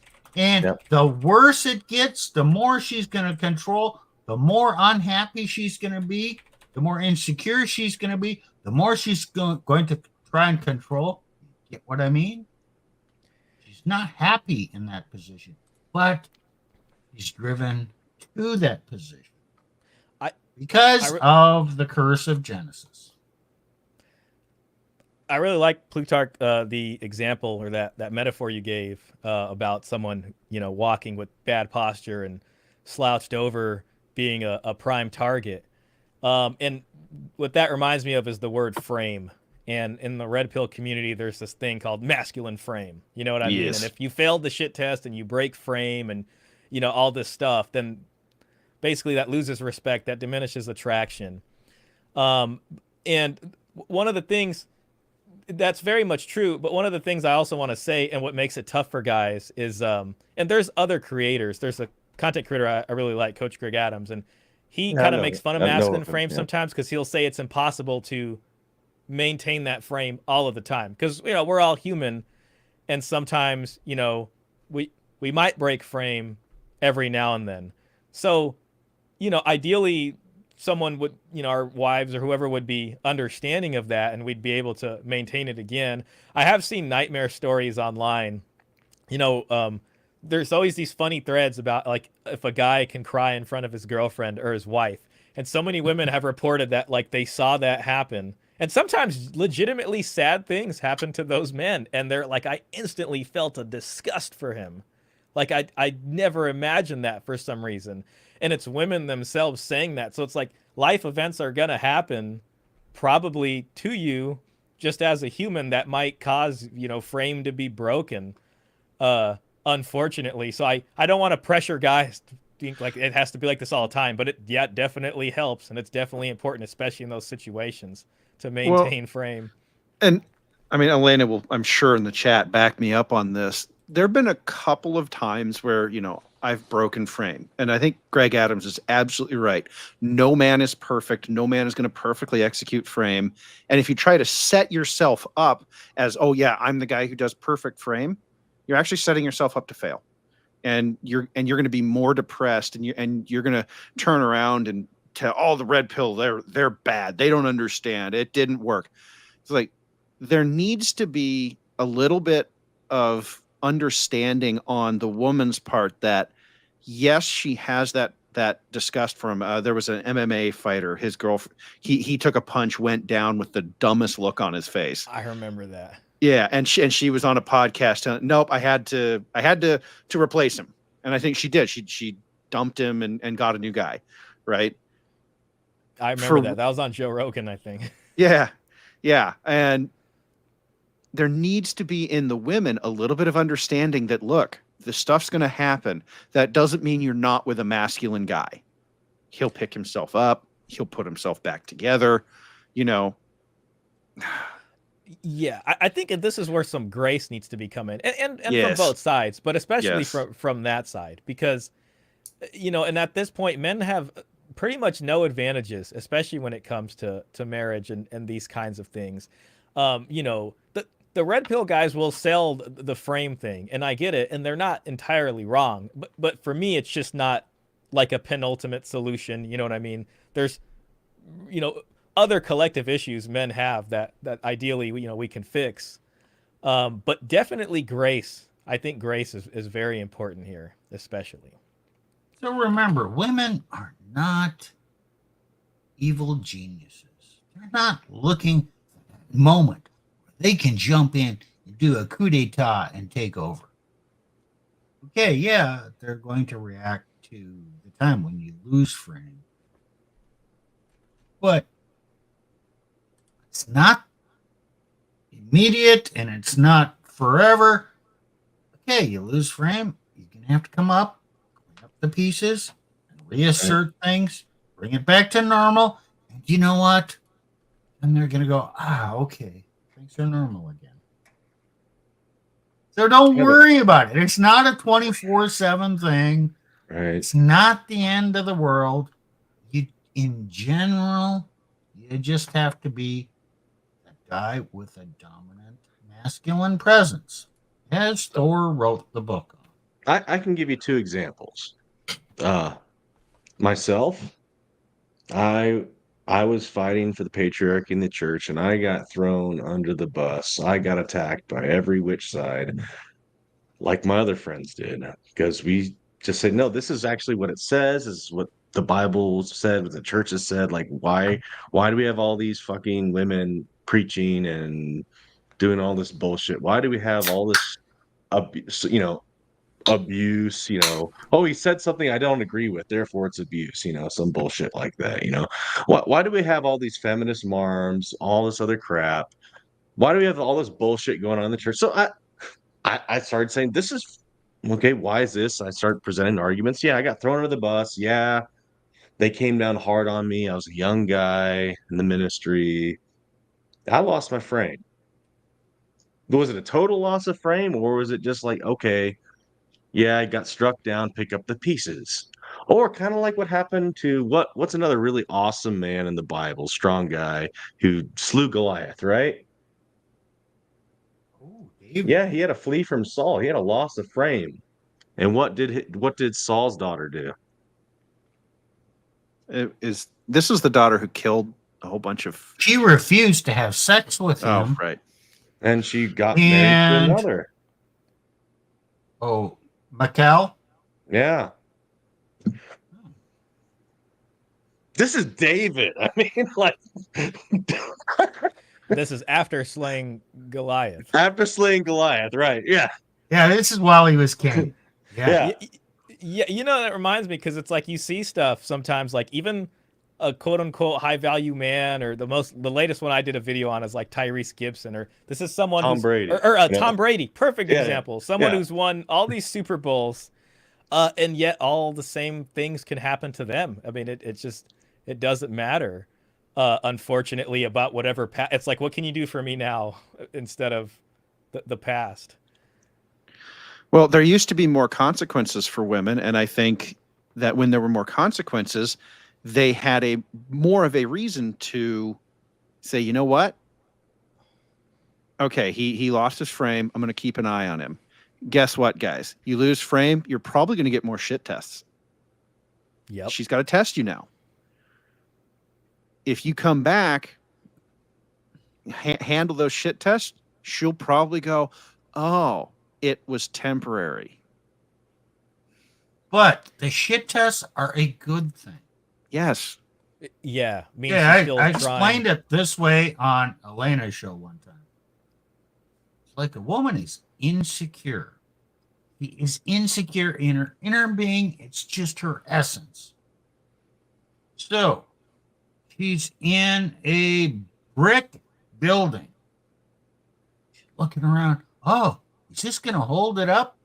Is this going to protect me? So she goes and pushes on that brick wall. Oh, thank God, that's solid. Then she thinks, gee, I wonder if that brick wall is still solid. So she goes, pushes it again. Well, I want to make sure. So she'll take a run against it with her body, see if it cracks or anything. Okay. It's going to keep doing that. And when the wall is solid, okay, she feels secure. But once she makes a bend in that wall, she's going to keep working on that wall till it collapses. Or you Doesn't make fix it. sense. But, okay, the shit tests allow her to test the boundaries and then say, oh, okay, I'm secure. Now, okay, is this analogy going to work for all women? No, hell no. Nothing works 100% of the time. We got people with personality defects, or PD, BPD, NPD, and some of Shaw's stories.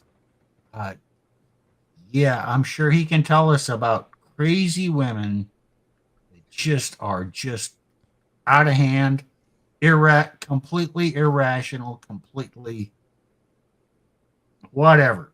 So shit tests, yeah, most women, okay, it's going to work. But if you get one of these crazy women, which is like 10, 15% of the population, it's not insignificant. All bets are off. Yeah. Do you, I had a donation, and I was hoping to read the comment. It's kind of tangentially related to what Nick was saying earlier about his early days in his ministry at the church. Not sort of, but I'm kind of curious about your guys' opinions, because obviously you guys, go to church and grew up there. So I thought it'd be kind of interesting. Is that okay with you guys? Yeah, whatever. Fine, yeah, Go for it. great. This is from Caesar Quintana. Thank you so much for the $9.99 donation. And he says, even though I go to mass every Sunday, churches are beta factories, except for me, of course. I'm a Sigma, and that's what he says. But my question is based off that comment: is what he's saying true and accurate? And if so, what do you think maybe the churches can do differently, or what are they doing wrong that's leading to this kind of situation, if it's true? Which one of y'all want to handle this? You need to handle You, it, I Nick. want you to Okay, handle it. I'll Nick. handle it. Okay. So, yes. Historically, are they beta factories? No.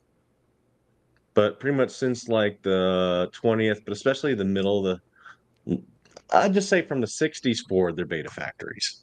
From the 1960s forward, they produced beta men. It's always, love your wife, reject the high. They've rejected, the patriarchy. The church doesn't give men recourse when women are acting like complete pieces of shit. And they don't teach men how to be men. You don't hear much about the virtues anymore. You don't hear much about being a strong man. But if they talk about being a strong man, it's completely spiritualized. But the whole spiritual aspect is based upon a physical aspect to begin with. Well, So, yeah. egalitarianism, that term was invented in the church post 1960.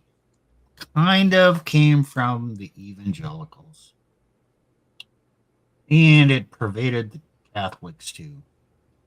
Then Pope John Paul, well, I'm paraphrasing, he had theology of the body, which was more complementarianism. And there was a movement in the Protestant evangelical churches of complementarianism, which is egalitarianism light.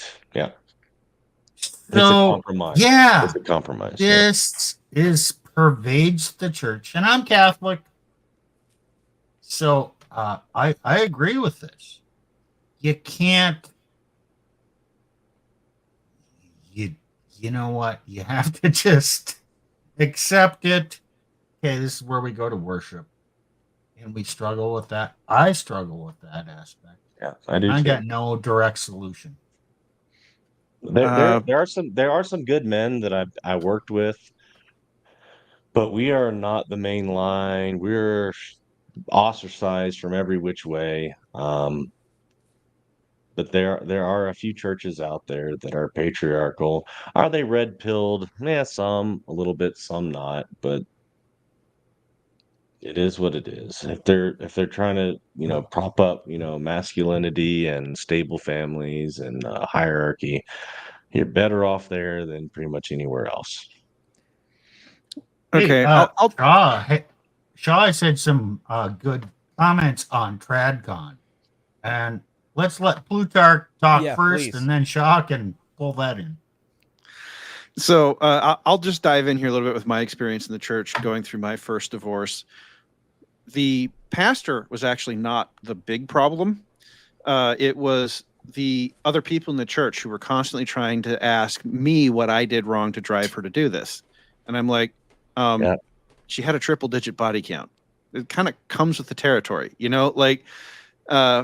they couldn't accept that. And so there's a lot of now in the church, there's no one left to say, oh, no, you have to go this way. You have to do these things, to the point where, and I've talked about this with my dad a little bit, who is an elder at the church I grew up in. And we've kind of come to the conclusion that you are not going to find an answer for these problems in the church. The church is so corrupted and so taken over by these things. It's why we talk about I think it's the two largest delegations to the 1848 Convention on Human Rights were the Methodist Church and the Baptist Church. The churches want this. Yeah, Seneca Falls. Yeah. Okay. The churches want this stuff, and so they're sitting here scratching their heads. Well, why is this happening? Why is this bad thing happening? Well, you wanted it. Yeah. So my personal view is, if you're looking for an answer from the church, you're not going to find it. And I'm speaking big C church here, not little c. You know, as Nick was saying, there are going to be a few based churches out there. If you have one near you, absolutely go to it. If you don't, sorry. So No, go ahead, Shaw. what's one thing that's interesting? A viewer of mine, it was in a prior stream, but he mentioned, and you know, it might be a tough position for the churches because, you know, obviously with the women's vote is something, and then they have to think about, like, obviously catering to them. They don't, you know, so they don't leave or something like that. And then I don't know how true this is, but he mentioned this to me that most of the donations that come through the church are done by women. I don't know how true that is, It's true. but okay. So see, that's kind of interesting because I think it puts not just the money aspect, but there's also like the congregation of people who come there. And I think the church is in a tough position because it's probably harder for them to say, you know, ladies, this is what you're doing wrong here, and this is what you should be doing different, at least like in a more authoritative way, because they might run the risk of, you know, because it's almost like a marketplace sometimes. If one church is going to say this or one style, then some people might go there, other ones might not go there. I just want to acknowledge that they are in a tough position, and I don't want to. I just want to acknowledge that, especially given the culture and the society that we live within, you know, because Push back you know, on that. Can I push back Yeah. on that for a second? So I took a vow to speak the truth regardless of the repercussions, whether persecution or whatever. That was one of my vows. And so I'm not the only one who took that. A lot of these guys, you're to speak the truth regardless of whatever the hell happens, the money comes in or not. And I'll just straight up call them cowards. That's what they are. They're fucking cowards. They worship money. And I have no problem saying that because I was willing to go to jail for my faith. And I just don't, I have no time or patience for fucking cowards. That's what Let's they are. get back to the piece. Sorry. Who complains more, men or women? Who complains more? That's true. Yeah. Okay. Those mouths don't get So fed, as they men say. want peace. So I just do what the women want. Maybe they'll shut the fuck up and stop bugging me. So I can do a sermon that challenges the man, and you know what? I'm not going to get much grief from that. If I do a sermon that challenges the women, oh man, am I going to hear about that? Not going to have peace. So That makes sense. that is what's going on inside of these men that creates cowards. And seriously, that's what's going on inside of husbands when they take off their pants and let their wife wear them. It kind of reminds me of another saying that I think Red Pill would say sometimes, that feminism was a societal wide shit test that that we failed or are still failing in a way.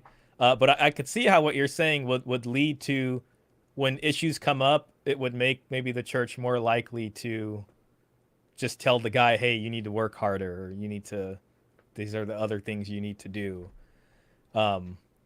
So that's unfortunate for now. Hopefully that changes in the future. Well, that is exactly how the church ends up spending 6 weeks trying to figure out what I did wrong in the marriage. They were trying to say, oh, and here's what you need to do. Here's what you could have done. Look, yes, were there things I could have done differently and done better in that relationship? Duh, I'm a guy. I'm not Jesus. Look, and I mean that literally, right? Me too, right? I can say the same thing, right? But the question comes up. The real question is, did you do anything that was catastrophic, that was against the Bible? No. And then you can see their face falls, like, oh shit. Like I can't actually point to something you did and say, oh, the Bible says you shouldn't have done that. This is the consequence for it. It was, you know, yes, I'm imperfect, but I didn't violate the biblical strictures, if you will. And it kind of frustrated them. I could see that, because then they'd have to maybe talk to the wife and say, hey, I mean, maybe you should give grace here, or have some forgiveness, or something like that. Because yeah, you're right. That's actually a great that's a great thing to say back to them. That's I do really wonder what they said back to you when you said that. Sounds like they were more flustered than anything, though. Flustered. It was flustered. They didn't know what to do with it, because in most of these cases, and this was 10 years ago now, and so most of the cases the church had dealt with prior, there was infidelity, like actual honest to God, somebody was doing some other person's girl, right? Yeah. And so it was very clear cut. It was okay. Yeah, you screwed up. You're out. In my case, it was she literally just wanted to go play tonsil hockey with a new dude. And so they're like, they accepted that she did that, but the very next question out of anyone's mouth was, okay, so what could you have done different and better? And I'm sitting here going, huh? Like, like you just accept that she wants to go out of her own agency, start kissing other dudes at work, which is a dumb idea, but that's what she was doing. And I didn't do anything to drive her to do that. And some people in the church were like, oh, well, but could you have done the chore play stuff, the garbage and dishes and all of that? And it's like, I actually did. Like, I did all that. I did everything the church told me to do. Oh man, it doesn't work, guys. Well, it doesn't. well, guys, okay, I'm going to try and bring this into a close. I'm going to do a closing statement. Then we want can peace. talk another 15 minutes. Okay? I'm not going to cut it off, but we're trying, kind of bring this plane in for a landing. Okay, so the topic was what men need or want. Respect, sexual variety. Oh, that's so damn simple. But we've been talking for 2 hours and 15 minutes. And we've followed rabbit trails. Oh yeah. What happens when it's not there and how big of a problem it is. And you know what? This is all about 3 simple things, which is really what men want. And damn, if they could find a woman, it doesn't have to be the hottest woman. If you can find on a scale of 1 to 10, if you can find a 6, it's going to give you respect, sexual variety, and peace. Damn, I'm all in. Sounds like a good deal. I got guys would probably be. Yeah, well, look, everyone says, well, why'd you get married again? Why'd you want to bring her in here again? She had a great personality, and she looks good. Like, she was vetted. I had just gotten out of just gone through a divorce when I met her. It's like I wasn't going to not vet the next one. Come on, guys, don't be dumb. But she is not an 8, 9, or 10, and I'm not sure that at this point she would want the curse of being an 8, 9, or 10. She's what I call an adjustable 7. The right dress and a little bit of makeup, and whoo, that 7 goes way up, if you catch what I mean. But guys, don't go chasing the 8s, 9s, and 10s. I don't think it's worth it. I agree with you. Coach Greg Adams, who I love watching, has a funny term. He uses the term community property. It's a joke, but yeah, I get it. Yeah, definitely makes it a lot harder. I'll say that. and I've read some of his stuff, so yeah.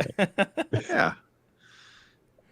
So but here's what does Elena do? And I'm going to say this as the currently married guy in the room. She respects me. If I say we're going to do something, she says okay.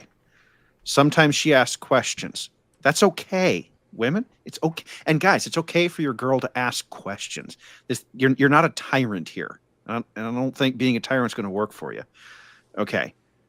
Sexual variety. I'm just going to leave it at, yeah, we got that. Okay. But you know what else she does? She doesn't fight. She actually, she tries to take care of problems. She's not perfect. When she's not. I had to do a stern correction. she was running her mouth a little bit too much with a friend, and so I had to go, no, you can't say that. But she was like, oh, damn it, you're right. And then, she moved on, did the right thing. So it can be done. And there are women out there who are willing to do this. You've got to vet them. You've got to vet them for a long time. And honestly, one of the things I think guys don't do enough of is when they see a red flag or two, yeet, she's gone. Yep. That's you have to. You have to have enough respect. I mean, respect is something we're talking about, but got to have enough respect for yourself, even if it's something you really want. It just only gets worse if you don't cut it off once you see something like that, or you're not honest about it with yourself. So, hey Nick, you got anything? Close us down here. Yeah, respect, sexual variety, and peace. We talked a little bit about peace, but look, a guy wants to go to a home in peace. He doesn't want to have to say, man, I need to go on I need to go to this conference this next weekend just to get the F away from her so I can have peace. Oh, my day off. Yeah, I'm going fishing. I'm getting the hell out of here for peace. Now, look, guys like to go fishing for peace, and you can have, but you're trying to escape, or you come home, or you find reasons not to come. What I'm saying is, work starts going a little later because, hey, I can have an hour of peace at work versus having the bull crap at home. So respect, sexual variety. Man wants a home of peace. Doesn't mean it's always going to be perfect, but you want to be respectful of sexual variety and not have chaos when you walk in the door. Hey Nick, you know what the flip side of that is? I worked in an office for years. There's some lookers at the office. Yeah. And if you're not delivering peace, you know what? Those lookers start to look even better.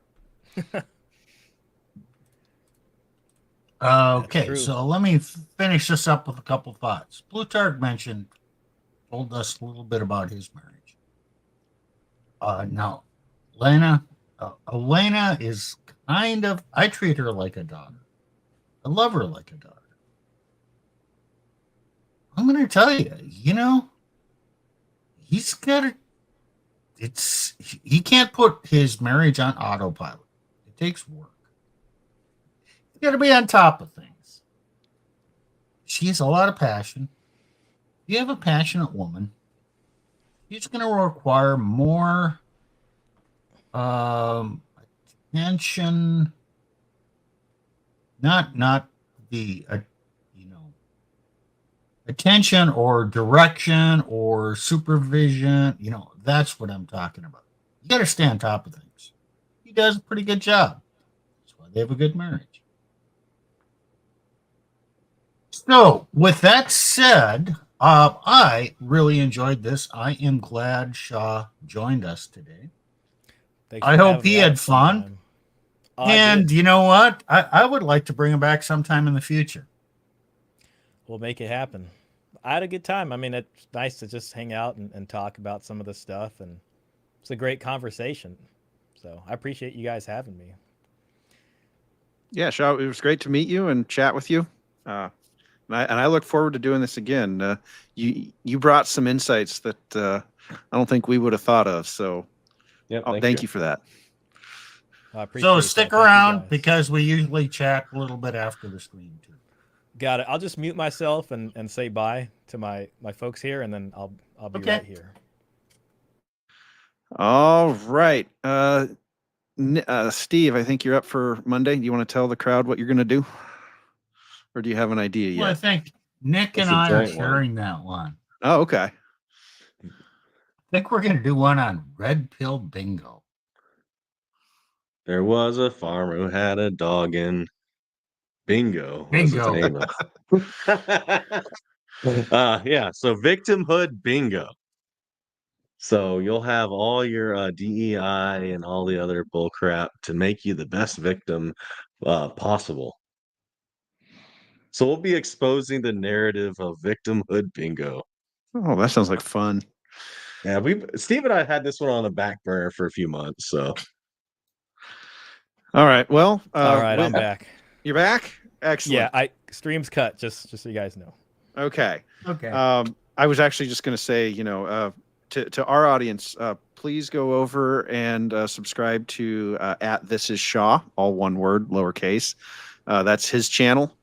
And if you liked what you heard tonight, please share it with your friends. We don't really care about the likes. We don't really care about the views even. I mean, they're great for the algorithm and getting the ideas out there. But if there's somebody out there who could use what you heard tonight, that's really what we're here for. So, yeah, please give this a share. And with that, I think everyone's said what they need to say. So see you all on Monday. Right.